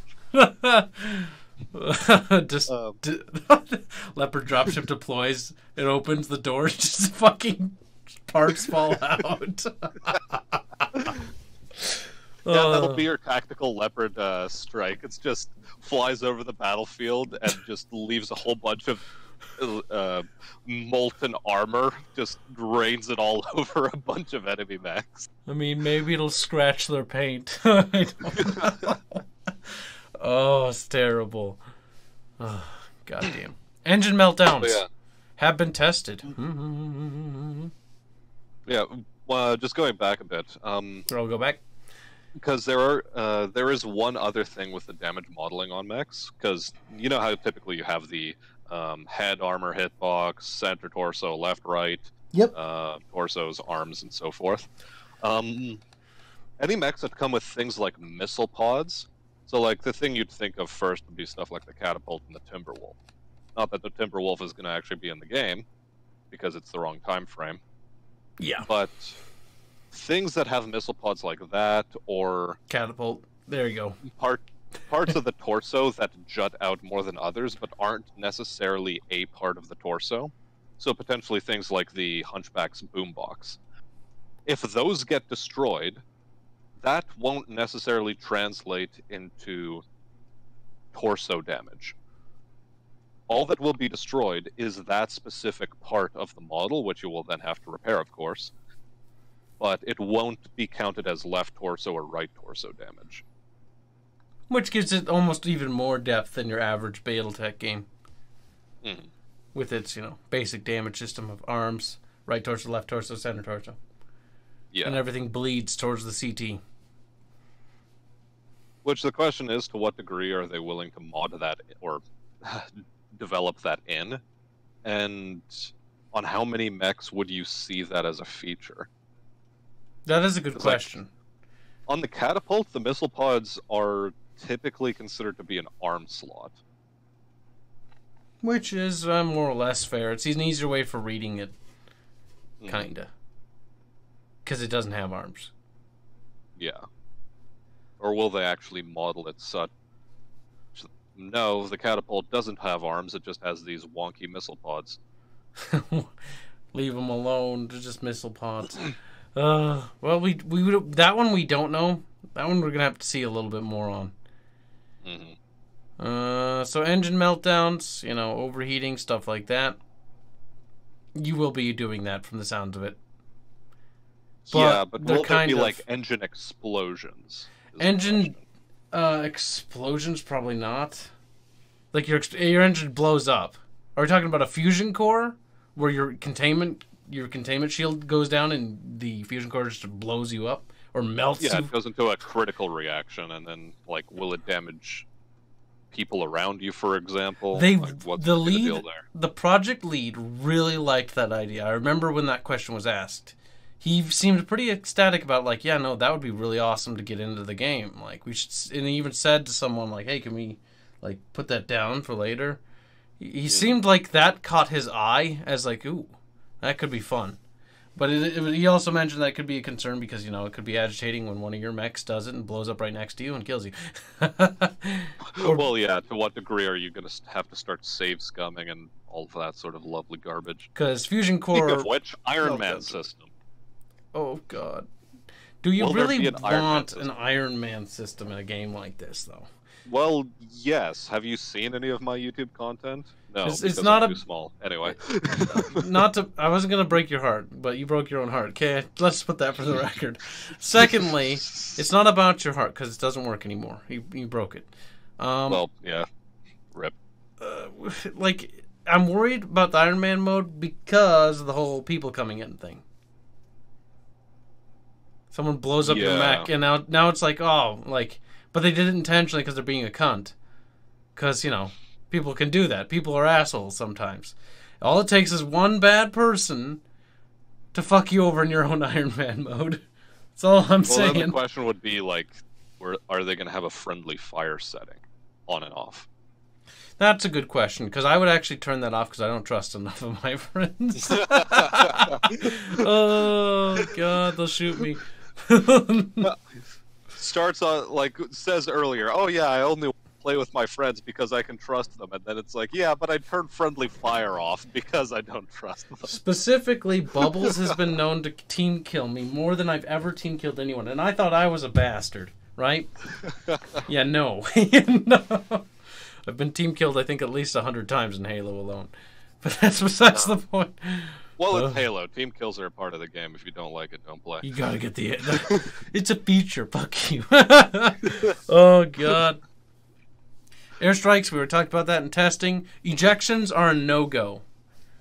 I'm not gonna put it in because what's the point if you eject and now you're just like, oh, you're basically dead. Like, you might as well just die like a man. Quit being a bitch. LAMs are a no land air mechs.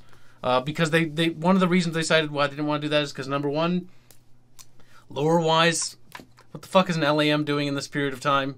They're pretty much, like, not in existence. They're basically, at this point in time, they're like mythics. Like, oh, what? An LAM? Like, what the hell is that? Oh, it's fucking magical technology. Fucking no. There's no LAMs. And on top of that, they'd have to make the maps bigger to make it feel like they matter. Because LAMs are all about speed because they can fly for short distances. Well, not only that, but I mean, if they're already so hesitant to put in weird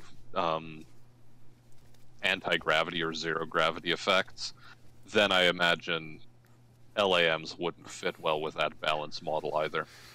Yeah. Mech warriors, you can fire and hire the little cunts, depending. And I assume as they level up, I assume they get more expensive. That's how I assume it's going to work. So maybe that's the reason why you'd fire them. I can't think of any other reason to fire a mech warrior unless in the initial game when you're picking out characters you want. Unless they give you characters later on that are better. Potentially. But then again, it might follow Mech Warrior 4 mercenary style, where you have, like, you know, like, various bits of chatter and, like, from each of the specific Mech Warriors. They have personality to a degree. Yeah. But when it comes down to bunk space, well, there's only so many of them you can have, and there's more of them out there than you have bunk space for. And you want to try them all, so that's good, yeah. Mech sizes, moddable. They did say something about it being basically a slider, so modders can turn it up and turn it down depending. But yeah, I think we already said that what they ported from MechWarrior Online is basically that's the same size it's going to stay. Now we're on to the quality of life. So, screen bob. We're halfway through. Shut up, you, or we'll never get done. Oh, terrible. Screen bobbing. You can adjust the intensity. Thank fucking God. Motion sickness, be gone. Because I know so many people who refuse to play games where there's too much screen bobbing, and to the point where they can't even play. So, there'll be some level of screen bobbing. But you can turn it down so it's not overbearing, but you can turn it up if you really want to feel like you're hopping up and down, you know? Well, yeah, I mean, again, pick your intensity of flavor for, what am I going for? Stompiness. Like, how heavy and stompy do you want to feel? Yeah. Here, you could start them off too, you know. I don't have to do them all. I'm just saying. Yeah.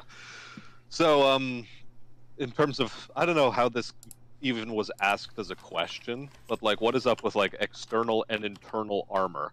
Well, I assume what they're talking about is having the sort of exoskeleton armor plate and then the internal structure. Yep. Are those going to be separate things? I assume that's what was being asked.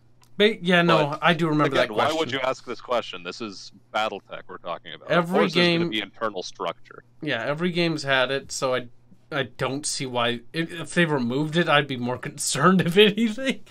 Like, were they talking about case systems, maybe? No. They were. I remember because I actually heard the question asked. They were asking if the game would have external armor, as in the external armor value and then the internal armor value. It's a weird question to ask. Well, it's weirdly phrased. I'll say that much. Yeah. But yeah, that's been confirmed. We'll put that in air quotes. Like, you can look at the gameplay and it shows you that it has it. Back to actual quality of life features, however. Localization and colorblind modes. So, in order, for localization, the dev team is aiming for an eFigs launch. So that is English, French, Italian, German, Spanish. They'd like to get more localization down the road, but as with most games, eFigs is the standard sort of thing on launch. And if you're a Japanese player or Taiwanese, Indian, unfortunately, you may have to wait a while. Yeah. Either that or wait on the mods to do a lot of things for you. Definitely. And then colorblind modes. Colorblind modes, core design. They're going to take this into consideration, but there's no real settings in yet. Not even in the works, actually. Yeah, they're not planning on having to, develop a colorblind palette swap. So what they're just aiming for is that your internal HUD is already going to be a version of a color that is already visible to most colorblind people, so that the most important information you will have access to. They already said the HUD's color will be moddable too for colorblind people. Moddable. I don't know. When it comes to UI and HUD customization, they said it might be a thing, but I have an odd feeling it's going to turn out like Elite Dangerous's UI customization, which isn't actually a feature in the settings, but it's something you can set from editing a text file. Yeah. Which is so I imagine silly, it would follow that, perhaps. But yeah, unfortunately, there isn't going to be a on-launch colorblind target indicators or whatever. Or colorblind friendly target indicators.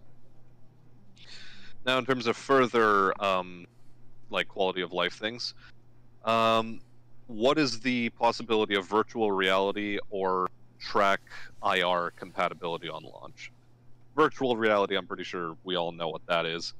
Stuff like your Oculus Rift and so on, but track IR, for those who don't know, is a sort of infrared transponder that you can attach to your headset, and that communicates with a receiver you put on top of your monitor, and it tracks subtle tilts of your head, which then translates into quote-unquote head movement within a game.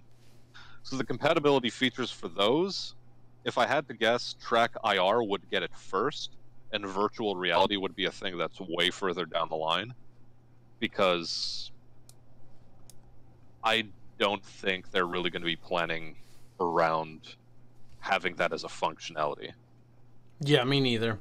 Honestly, from everything they've said outside of the AMAs, because the devs do occasionally say stuff, they haven't sounded in favor of VR. Like, it's neat, but it's one of those things where, our idea is to make a good game, and we can't really shift attention away from that. And that is understandable, because making it VR compatible is actually not as easy as one would think.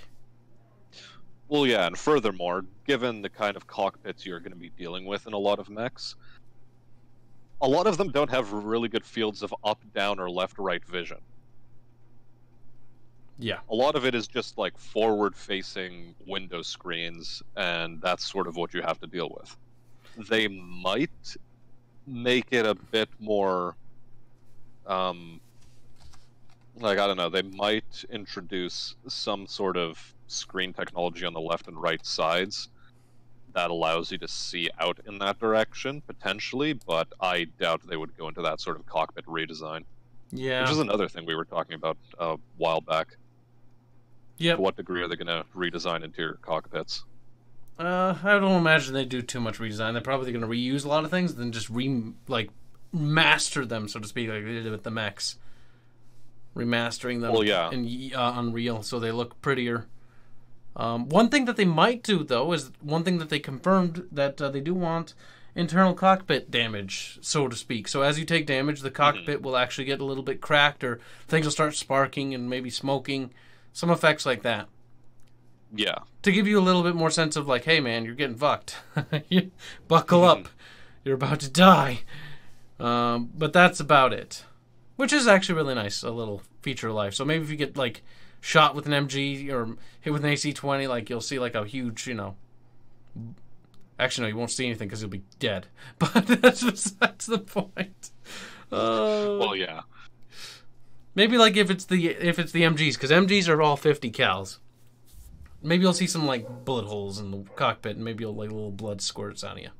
Oh, some like cracks starting to form on the cockpit, depending on how much damage the head has taken, and so on. Yeah. Something other than just screen shake to give you the feeling that you've taken damage. Things are not good, essentially. Oh, hold on a sec. Puppy's just coming here again. Puppy, come here. Out. Abby, come. Go.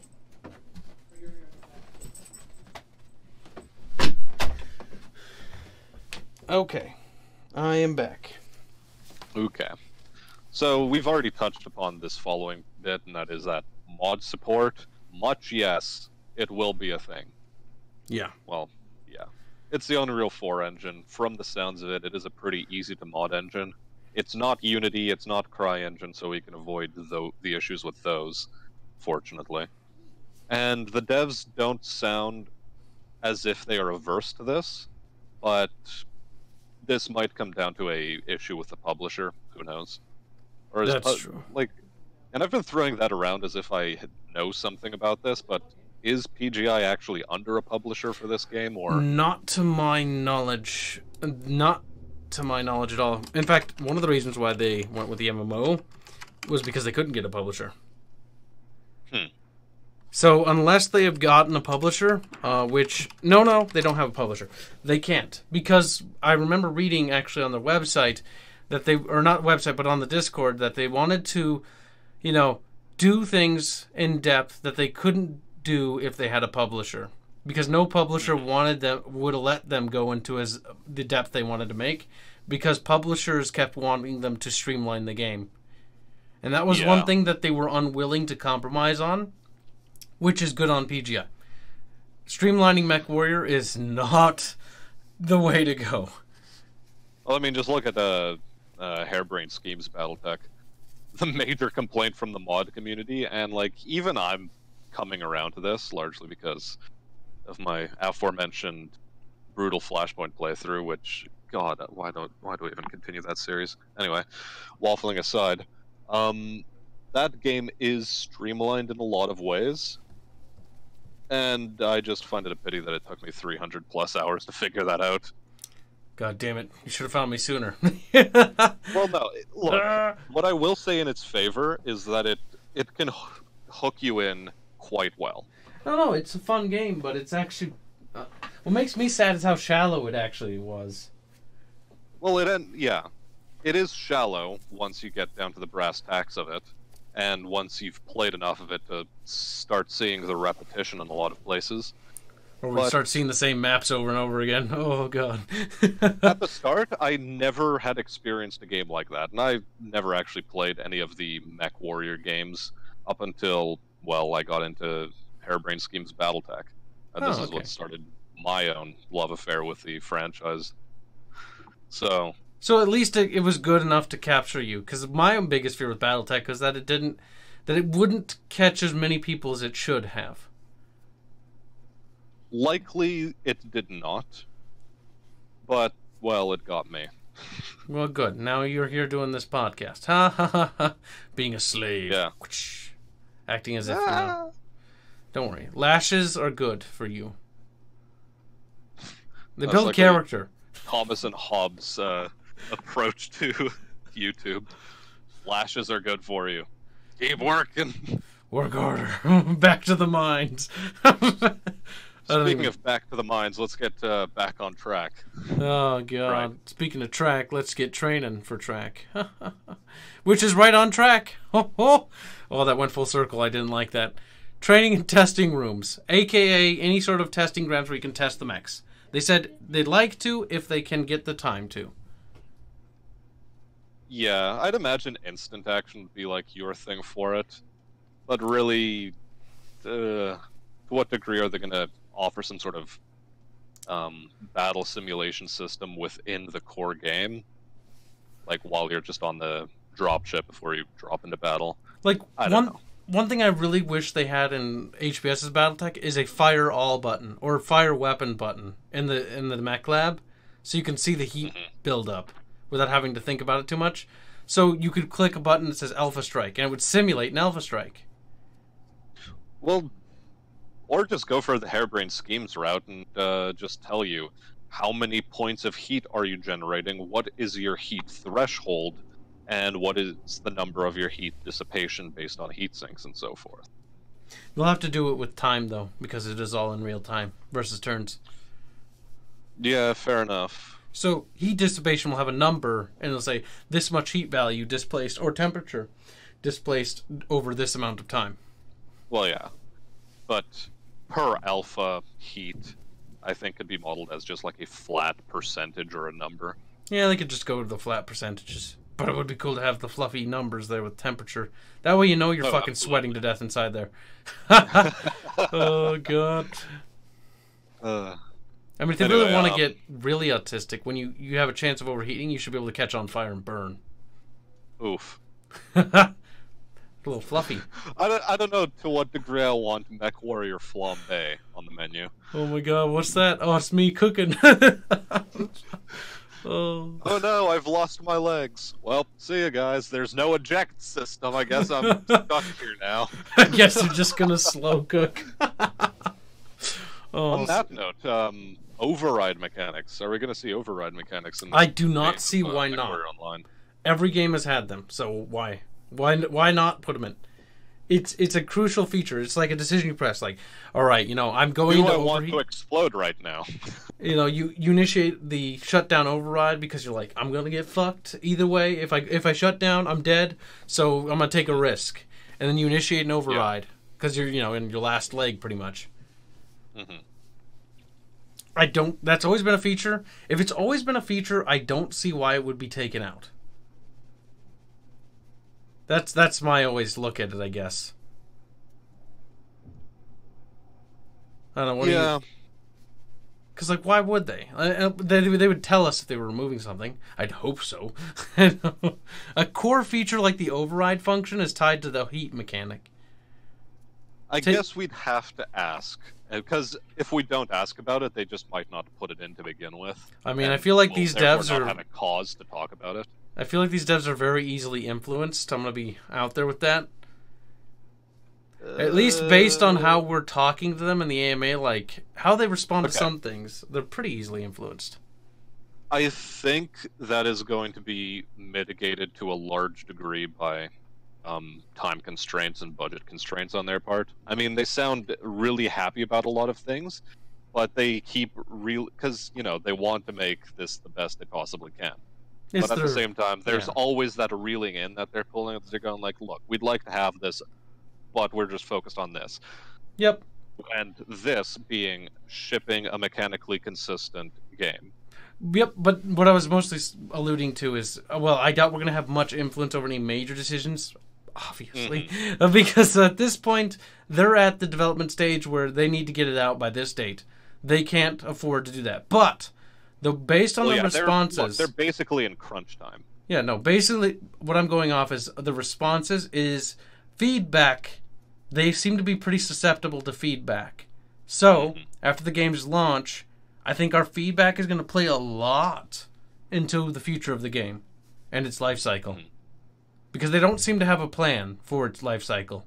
They're so open about it that it screams that they don't have a plan. I mean, there's certain things we can guess, like, Solaris being a DLC if it's not in. I assume it would be, but I don't know. Then there's things like, the clan invasion. But there's certain things like that they just don't talk about. Like, yeah, we just don't know. They're too focused on other things, so they will be open to ideas after launch, post-launch of the game.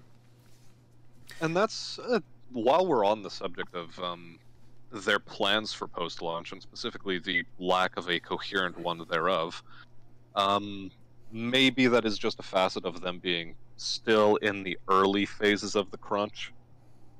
But this is a yellow flag for me at the very least. That if they don't have some sort of cogent plan for what they're going to do in post, and maybe they are just trying to keep a secret from us, for the sake of a surprise. But if they really don't have a cogent plan for post-launch at this point, I'm worried as to the kind of product they're going to be forced to ship. Yeah, I'm worried it'll be mediocre. That is one concern I think a lot of people seem to be expressing, is the concern of mediocrity. And in terms of MechWarrior, are they really in such financial dire straits right now that this is a potential problem we should be worried about? Well, I assume if a major issue does come up, they'll push back the release date. It's not like they have physical copies to worry about, because I know there was a question about that, but nobody knows whether Speaking of jumping ahead. Yeah. But, we might as well cover it. I know, but there's no physical copies confirmed, so they're not really constricted to that, and pushing back a digital release is a lot easier than a physical copy one.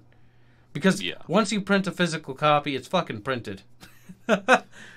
You can't go back and update it. You have to worry about release windows. Yeah. They don't want to release in competition with some other game. That's true. I mean, if they push it back, they'll have to look at when they push it back. I'd assume they'd look at that, or have the brain power to look at that, because if they don't do that, that's concerning. If they launch the game, MechWarrior is kind of fallen out of the limelight, and they launch it to something more predominant, MechWarrior is going to get buried. Well, yeah. But then you have stuff like people like EA who also chose really poor timing windows for some of their recent games, and Titanfall really 2? punished for it. That was so bad. They launched things in fucking terrible time windows. I don't know. They're feeling the pain now. Yeah, that might be an understatement. Oh god. Campaigns. But anyway.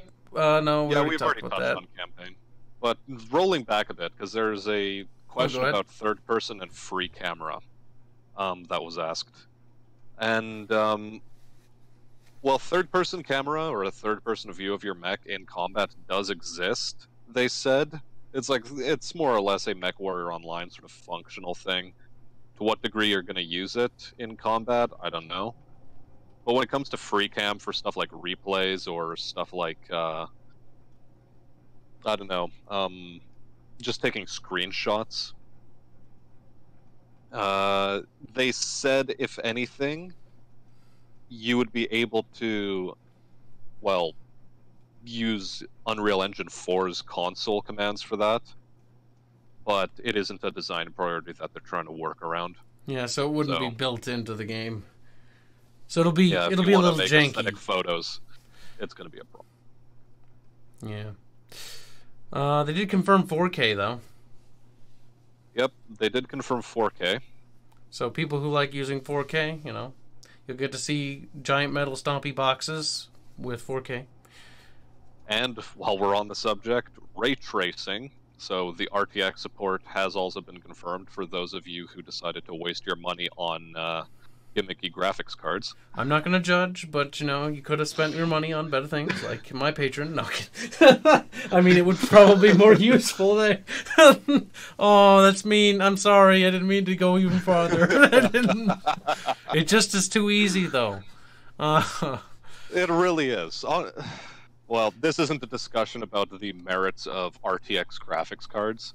Yeah. I think GTX 1080 Titans are overpowered enough. You should have no problem running the damn thing. I don't think you'll have any. Hell, I think GTX 1070s, even 60s, probably will have no problem. Well, yeah, I mean, I'm running a 1060, and, well, it varies. I think I'm just bottlenecked by my motherboard at this point. I mean, it was a $250 motherboard, though. It's an Asus ROG Hero 7. I don't know to what degree people will find that information useful, but there you go. Honestly, it should be fine on it, but I don't know, it's struggled with some games. Like, Hairbrain Schemes Battletech, of all things. Actually, that game's just poorly optimized, though. It is, but I think that's more of a Unity engine issue than anything else. Gotta quit dissing the Unity engine. You're making me concerned. Well, I have plans on using that engine for my own project. It's scary. Well, give it some thought. Maybe you should switch into CryEngine instead. Cry! Oh, so I can cry. Yay! I don't know if that handles 2D, but back on topic. HOTAS support is confirmed. So people who like to use that, flight sim, what is it, thingy? What's it called? Hands-on throttle and stick. Yeah. That is confirmed. I mean, I don't use that. And the game's going to be designed around mouse and keyboard anyway, so... Oh, no.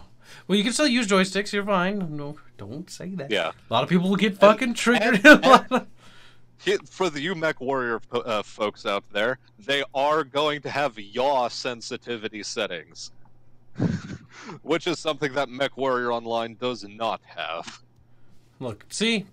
Improvements. Yeah. Baby steps, guys. Baby steps. Oh, you gotta start somewhere, PGI. Oh, no. On to a more interesting topic than compatibility with different devices. AI behavior. Yee. Difficulty scaling is tied to standard campaign power creep, which is, we'll see, really, won't we? That one's one of those fucking, like, I don't really know how to feel about it until we try it kind of thing. Yeah, but I mean, I think a good rule of thumb would be Hairbrain Schemes version of power progression. HBS, if you go too fast to the campaign, you're like, oh my god, I'm getting raped a little bit too much. If you go too slowly, it's like, what's a campaign? It's like, wow, this is super easy. I've played this side mission before. I've seen this biome, or this map, because they don't use a map generator, these preset-made maps. God, yeah. I've seen them all like thousands of times by now. Fucking A. Like, and the only difference, though, is, like, they cordon off specific sections of the map to give you a different feel on it. Yeah, so the map is actually big, but if you look in the distance, you might recognize other tile sets, like, oh, hey, I was over there. Yeah. And I'm on the other side of the galaxy now. It was like coming in out of Rogue Tech, where you could just go across all of the map in a specific tile set. And then on going back to Flashpoint, it's like large sections of the map are cordoned off, and it's like, wait, but I normally spawned over there in Rogue Tech. What's up here? I could go across this entire distance. Come on.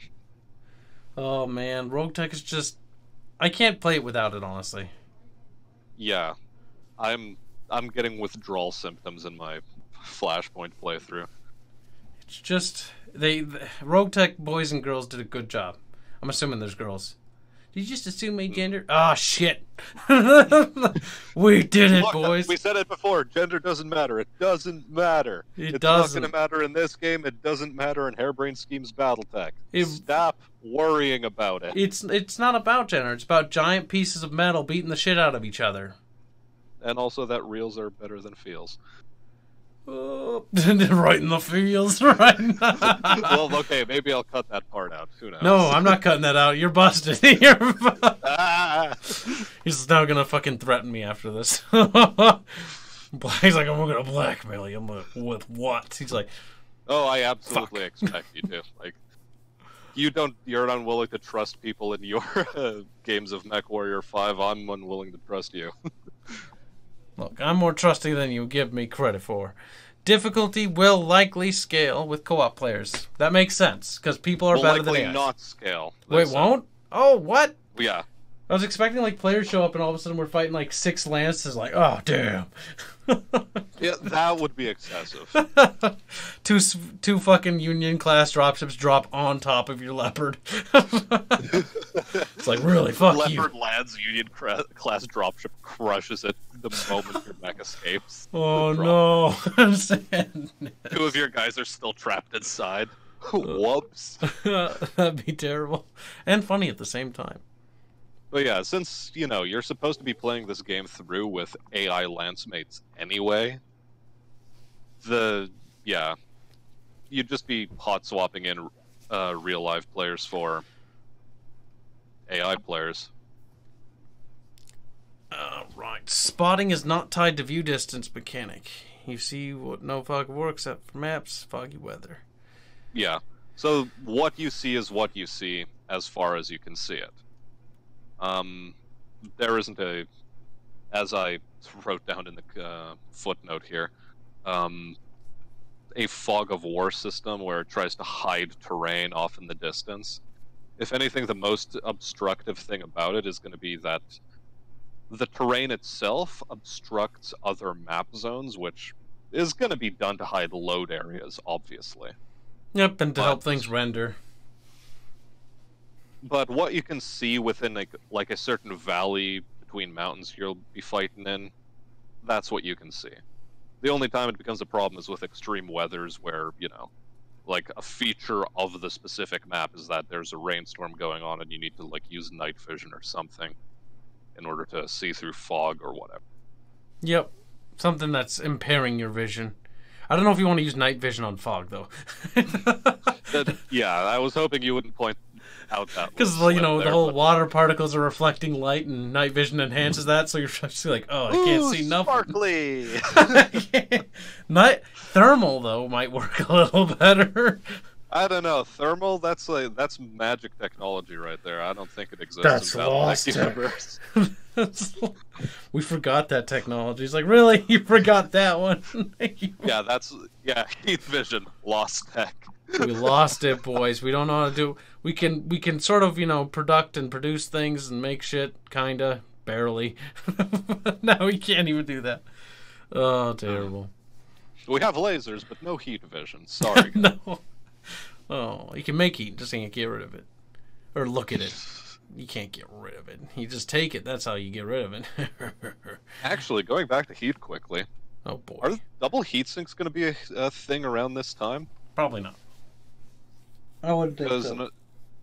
Because one of the things that was being asked is, like, Lost Tech going to be a thing? And I think double heat sinks for the Inner Sphere were a piece of Lost Tech. We will be going through the time period in which the Helm memory core is recovered. For those of you who don't know, Grey Death Legion recovered the Helm memory core and was like, oh, Comstar's going to literally rape us because they don't want us to share this or with anyone. So to save themselves from being actually murdered to death, which they didn't kind of get happen anyways, is they pretty much publicly broadcasted the Helm memory core everywhere to everyone. Yeah.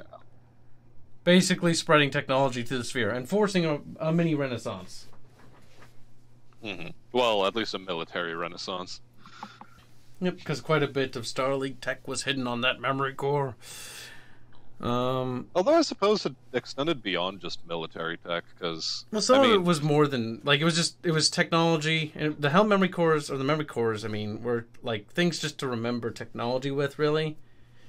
And you unleashing that upon, you know, society is like, oh, let's just advance to the next age.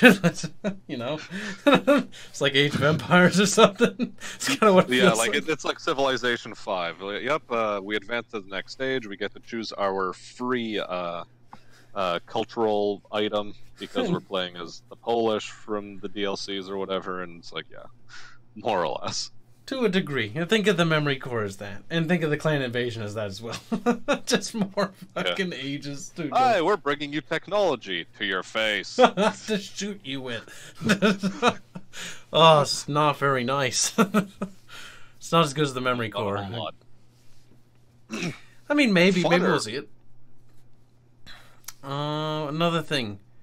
If you hit an enemy, they will wake up and attack you. No aggro and range exploits. So you can't, like, not attack them. That's actually kind of adorable. Wait, so that means they do have a sleep range. Fuck! Where they just stand there like... I think they have a default sleep stance. But when it comes to detection, given that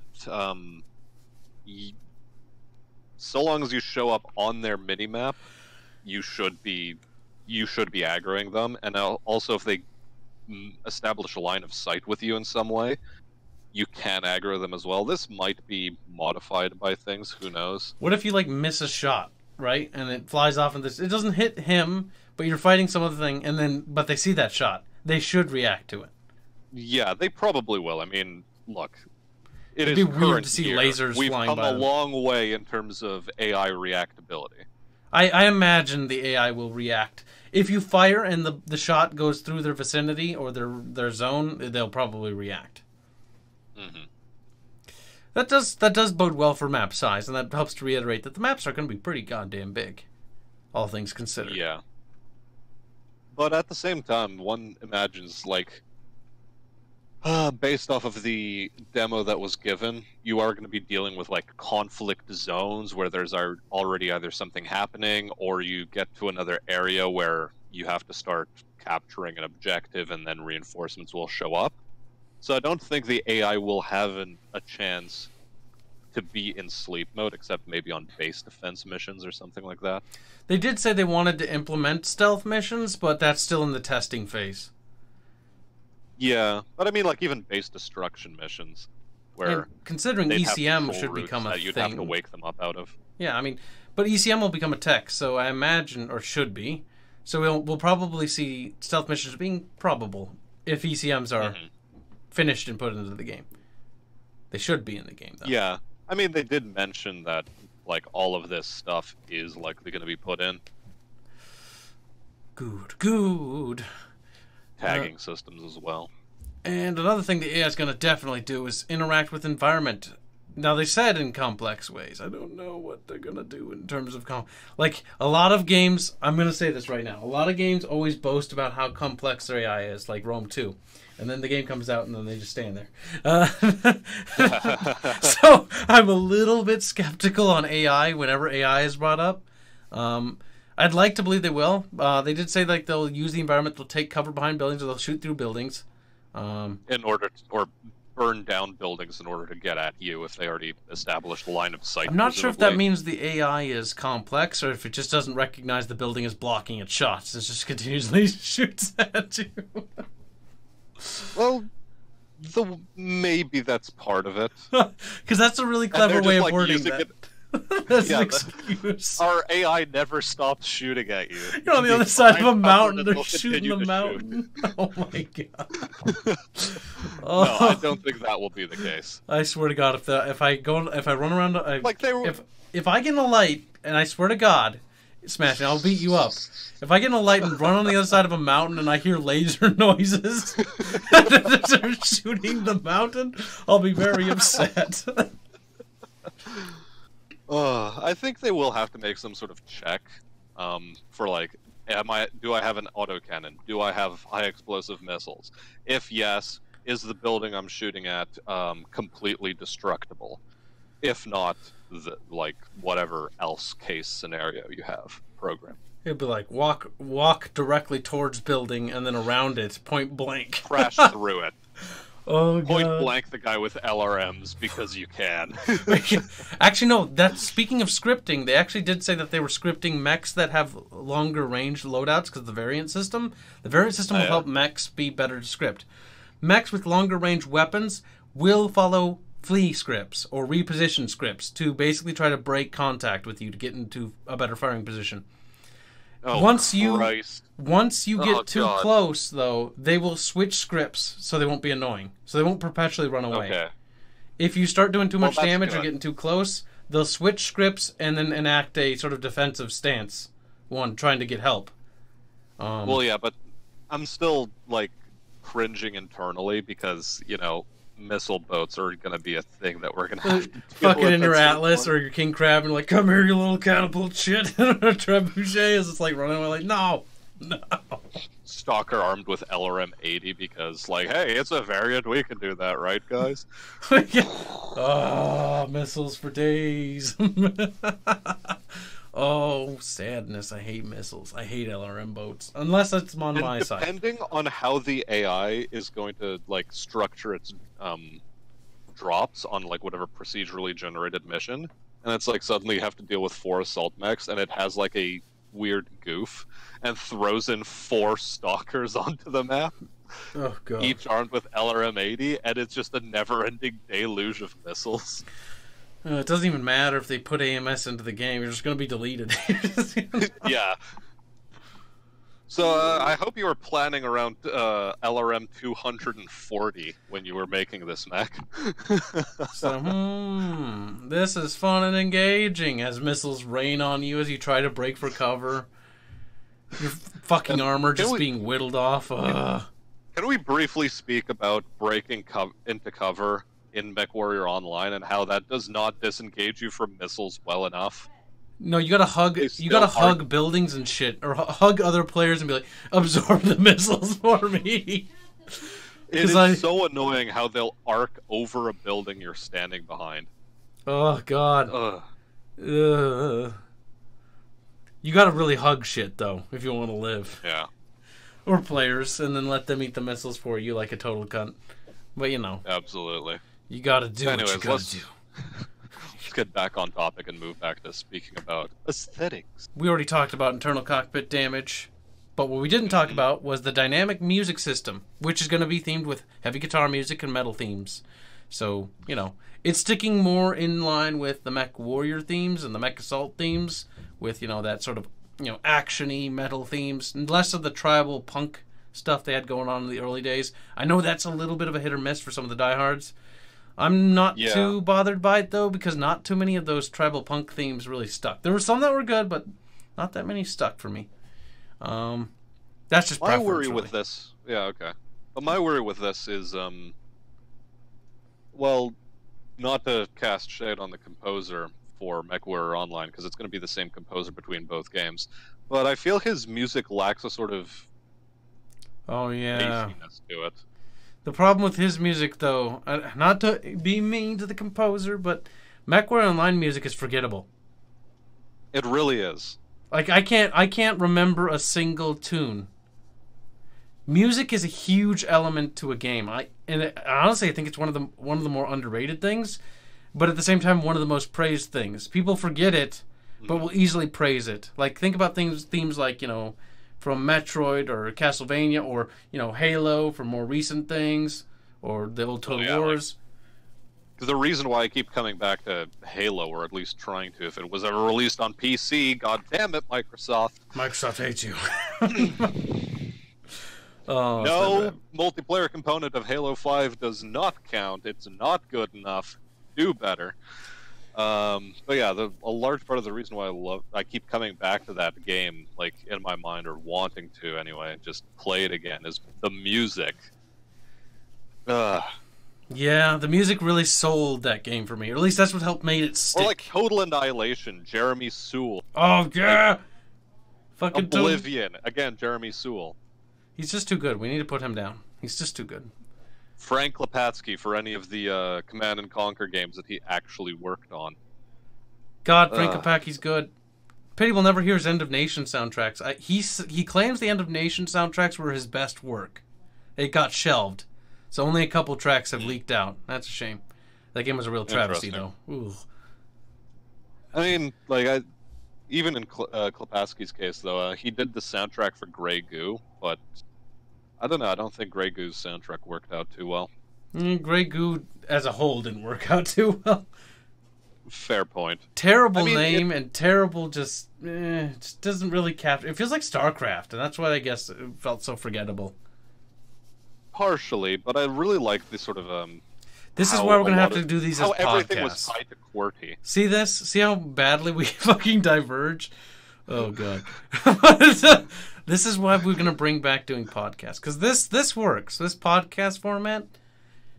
This being educational, maybe not so much. Educational. I mean, please. Perhaps. Okay. Wait, you skipped over the dynamic fucking music, you little shit.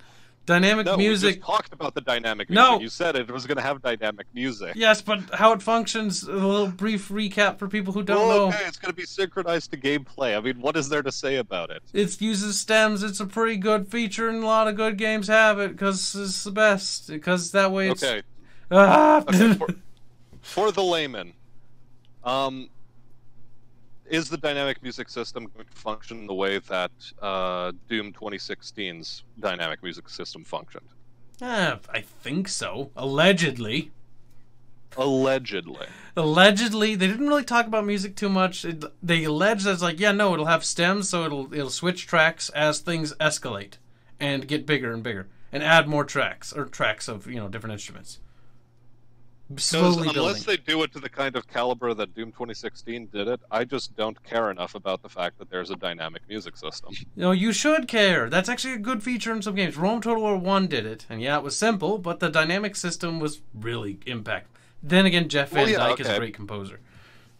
That too. But most games these days have dynamic music systems.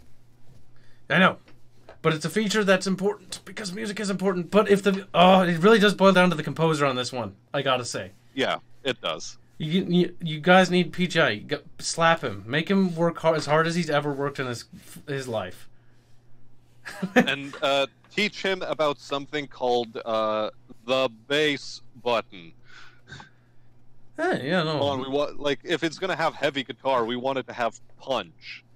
Well, yeah, they're mechs. It should feel weighty. The music should feel weighty, too. It kind of goes hand in hand with one another. It shouldn't accentuate the ragdoll physics of MechWarrior Online rather than the bass stompiness. I can't get over the fact that King Crab just looks so sad every time it dies. I love how it does that, though. I mean, it's somewhat believable. It flips over on its head and is just heavy. Little legs sticking up, slowly spinning. It's like, stop that. You're just embarrassing that.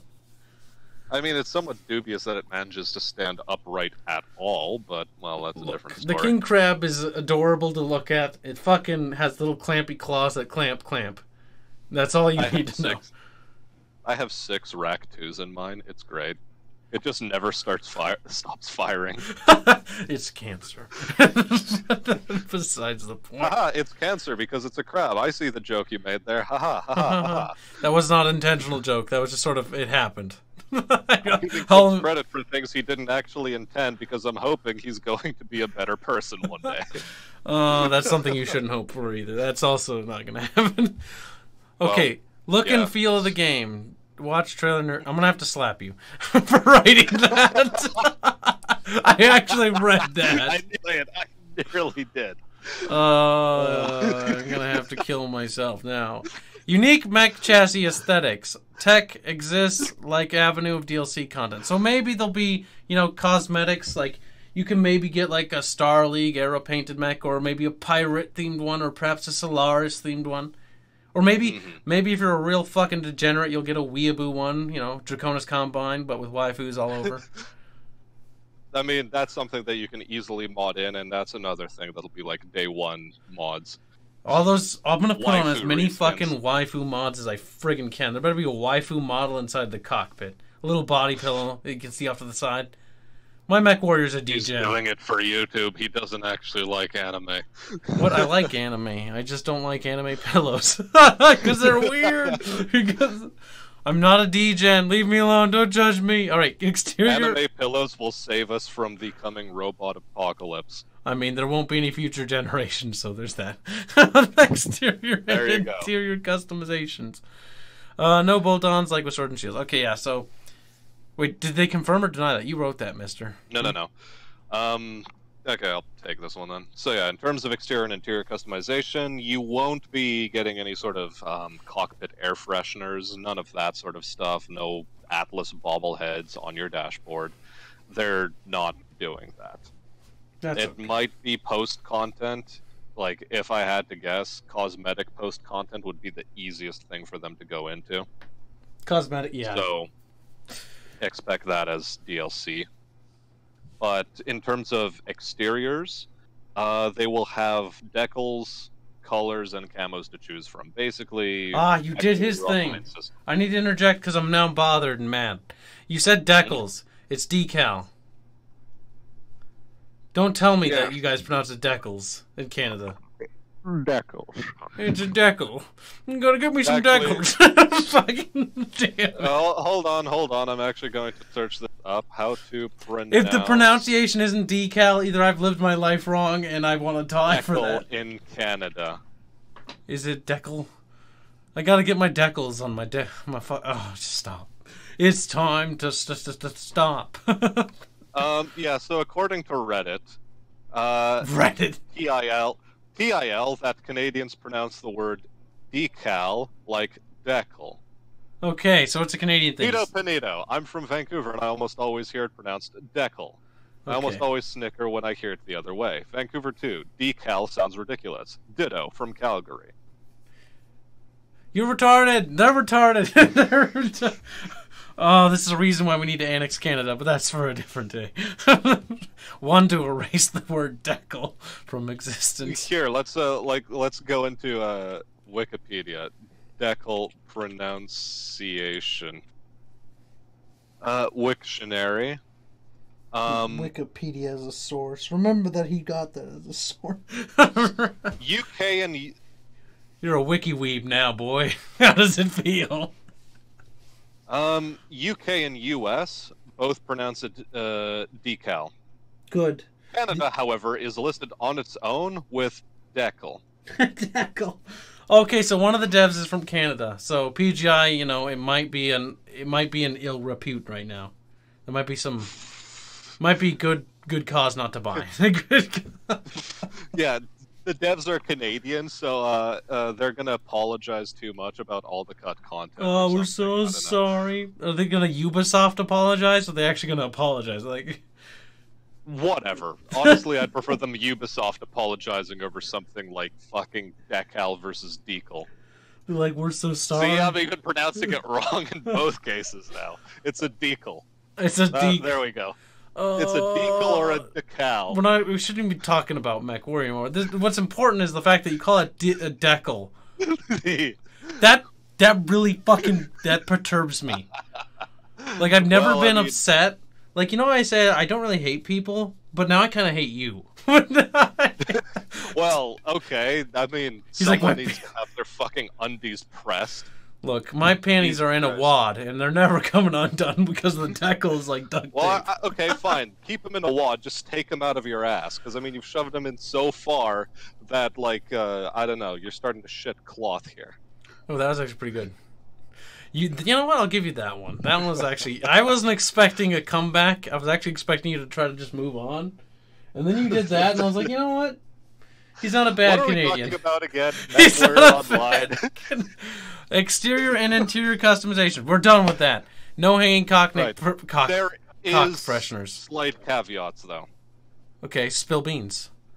In terms of the decals, there is going to be some limitations on them. So stuff like shark mouths, or the Franken-mech design that you see in on various mechs in MechWarrior Online.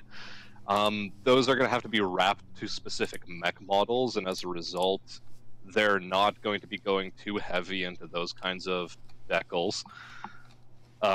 Maybe post-launch, they'll release a bunch of stuff like that, like a Shark Mouths DLC, where you can apply it to more things than just the King Crab, for example.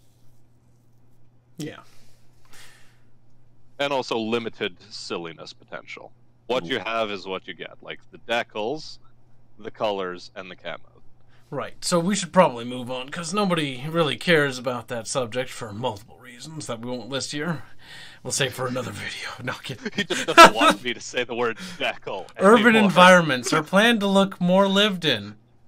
Whatever the fuck that means. No, I'm kidding. I get that. I get it. More cars you can stomp on. Cars. More than just light posts to knock over. It would be nice if the cities weren't evacuated, but I understand that there are constraints to how much they can put in the game. I really just want to plow through a skyscraper and see little people fall out. Like, yeah, that's not going to happen, though. I know. I mean, like, the amount of blood and gore they'd have to put in. No longer allowed to like make skyscraper content. Oh my god. Like, can you imagine just walking down the street and just fucking stepping on people by accident? Like, I'm here to protect you. Oh, shit. There's another one. Well, now that you mention that, they did say that there was going to be a collateral damage sort of system where if you do too much damage to a city, your contract is going to have like a pay cut applied to it. It should only do it if you're doing a contract in, like, Steiner or Lyran Commonwealth space for the Lyran Commonwealth. Because if you're defending Lyran Commonwealth property and stuff, they care. But if you're playing as the Draconis Combine, they'll be like, yeah, no, just fucking step on everybody. Yeah, I imagine they'd add in something to that. Like, that'd be cool, because then collateral damage is a bonus. The more damage you do to their infrastructure and industry, the more money you receive. You're rewarded instead of punished. For slaughter. You're making it more efficient. Look at this nice highway you made for us. Yeah, It literally cuts through a skyscraper. Yeah, really, that's fine. We've wanted to put that road there for a while now. Absolutely. Oh, god damn it. But yeah, also, speaking of hating you, you pronounce it Lyran Commonwealth?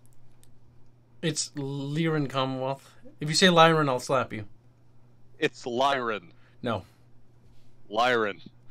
The Lyran Commonwealth. Give me source materials on this. They leer at people. Prove me wrong. Related, but not what we're talking about. Steiners are known for big mechs and big tits. And they're also rich as fuck. So there's that. Things that involve big things. But yeah, they're also like the most pompous faction, arguably. And the most industrious. In terms of pomp and circumstance. That's true. I mean, but Davian does have their head stuck up their you'd ass. You'd feel as though they'd be fans of, you know, orchestral instruments of old, like cellos. Hey, you shut the fuck up. I played in an orchestra. Fuck you. And liars. Therefore, the Lyran Commonwealth. The fact that you alluded to that means I have to slap you. But, slapping aside, because my hand can't reach that far, you're lucky. AC rounds eject casing. Yay!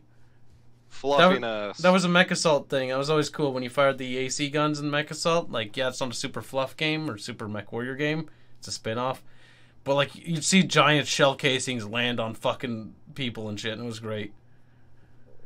On a related note, to what degree do you think they would stay within the environment? Like, how many mini objects would the game's engine be willing to handle of that Well, because variety? there's a limited amount of ammo, you'd think it'd be able to handle almost all of it, wouldn't it? It's not like it could have more over a certain amount, because there's only so much ammo that could be possibly on the field. Then again, you could just fill up with AC rounds instead, so there's that. How to break a game. Just, like, find yourself a secluded section of the map, load a rack 2 with, like, no armor on some assault mech, and just fill the thing to the tits with ammo bins. So that the mech just buries itself in casings. Oh my god, that makes no physical sense, though. Write that down for me. I'm going to need to do that. Oh, see if you can do that. Test it. Yeah, like make a mound of shell. I'm not autistic enough to do that. Or to even want to do that. I won't need to. You can take it with you. You'll need it. You'll need something to do while you're buried under all that brass. Fuck you. Oh, damn. Buildings will vary on biomes. That's important, because it'd be kind of weird to see like a farmstead in an Arctic biome. Be like, what? They're farming what exactly? Cows. Cows. Which graze on shaved ice. Oh my god, that's kind of a weird animal, but you know, I guess everything has a purpose or something. Sure. Now, we already talked about the beta, you know, or no, we didn't. Yeah, we did mention that the betas, we didn't mention the fact that it's not going to launch with co-op. Or that it will launch with co-op? Yeah, that it will launch with co-op. Oh, thank God. I was like, I thought I heard it will have instant action. Yep, and launch. Yep. Which is good. So you can play instant action and co-op, and they're both multiplayer or single player. They did confirm that there's going to be no cheat codes, but they are open to letting you use the console to cheat, which we talked about earlier. Mm-hmm. Which is nice. Being able to cheat without having to buy it, like some games. There are games that sell cheat codes, and that's fucking cancer. It's Oof. but Which games are those? Prototype 2 is the first thing that comes to mind. There were cheats Prototype available for 2. purchase. Well, I think Saints Row did it too. I don't remember Saints Row that much. Never played either of those games, so I wouldn't know. Oh, okay. I don't know about Saints Row. I do know for a fact Prototype 2 did. That bothered the hell out of me. Public, stream, record, they're unsure of that. So for other YouTube content creators out there or Twitch streamers, for you guys, and this is also relevant to us, we do not know whether or not the NDA is going to be in effect for the beta. They don't know either. So we'll have to wait and see. Maybe we should have opened with that, because I feel like YouTubers and streamers are the least likely to watch things through, but you never know. Yeah, fair enough. That's kind of information we should have put at the front. Damn it. Whoops. Yeah, we've also been just talking for a straight 3 hours at this point. Yeah, whatever. It's a podcast. It's bound to happen. Yeah, we can get away with that. Look, we're just dipping our toes into Joe Rogan territory in terms of length. Look, length is all about, you know, I was going to make it a dick joke, and now I've decided to kind of backtrack, but I don't know how to back out. I heard the waffling in your voice. I was like, you know, I kind of don't want to, and I was like, I'm going to back out of it, but I'm like, ah, shit. I don't know how to really make this go out of it. It's too long. Oh, I'm going to kill myself. That's terrible. That doesn't even make much sense. Moving away from dick jokes, we just make even more vague allusions towards them. It's like, it's too long, can't pull out. Not enough space. Oh, no. I don't know, like, I feel as though this format is a bit too constrained. A bit too, Are we talking about the dick joke, or what are we talking about? I don't know, we're just making vague sexual allusions at this point. I can vaguely tell. Yeah. I'm sad now. But I think that kind of wraps up everything we had to say. Yeah, basically. I mean, future live streams, or this isn't even a live stream, future podcasts are going to be shorter than this because, well, I don't know about we're not going to have 2 AMAs rolled into one. You just wait. Oh, autism. So, I mean, if you really want to waffle for 3 hours, yeah. Look, I am like, that is all my content is waffling. If there isn't waffling involved, then I'm not making Kib's content. I'm making somebody else's. Oh no. But that's besides the point. Oh, that's a phrase I use too much. That means that's how off topic I am. Oh no. But again, that is also besides the point, isn't it? Yeah, because the topic is more or less over now that we've finished it. Yeah. You want to do the outro? Because, you know, we should probably pre-establish these things. We should. Yeah. But anyway, you cover the outro. Like, it's our first time. Be gentle. It's we gotta. Oh god, it's the sexual jokes. But besides popping his cherry for the first podcast, I'll have you know I'm a veteran of podcasts. I was. Look at me, slob, fat, and my belly's all fucking floppy all over the place. But yeah, really conveyed with that waifu poster you have as an icon. Waifu poster? What are you talking about? That's not a waifu. That's Aerith. She's not a waifu. She's. I got her out of a trash can. Oh, it's partially true. That's the worst. Come from? That's fair, I suppose. It's not my waifu. That's weird. It's like saying like your kid's your waifu. Fucking. Ugh. Right. So back to the outro. This is Sebastian. You can find his channel in the description. You gotta backpedal out of this one. Shut up! I'm already backpedaling. You can find his channel in the description. You can also find my channel in his description. Look at that. Wham! Cross reference.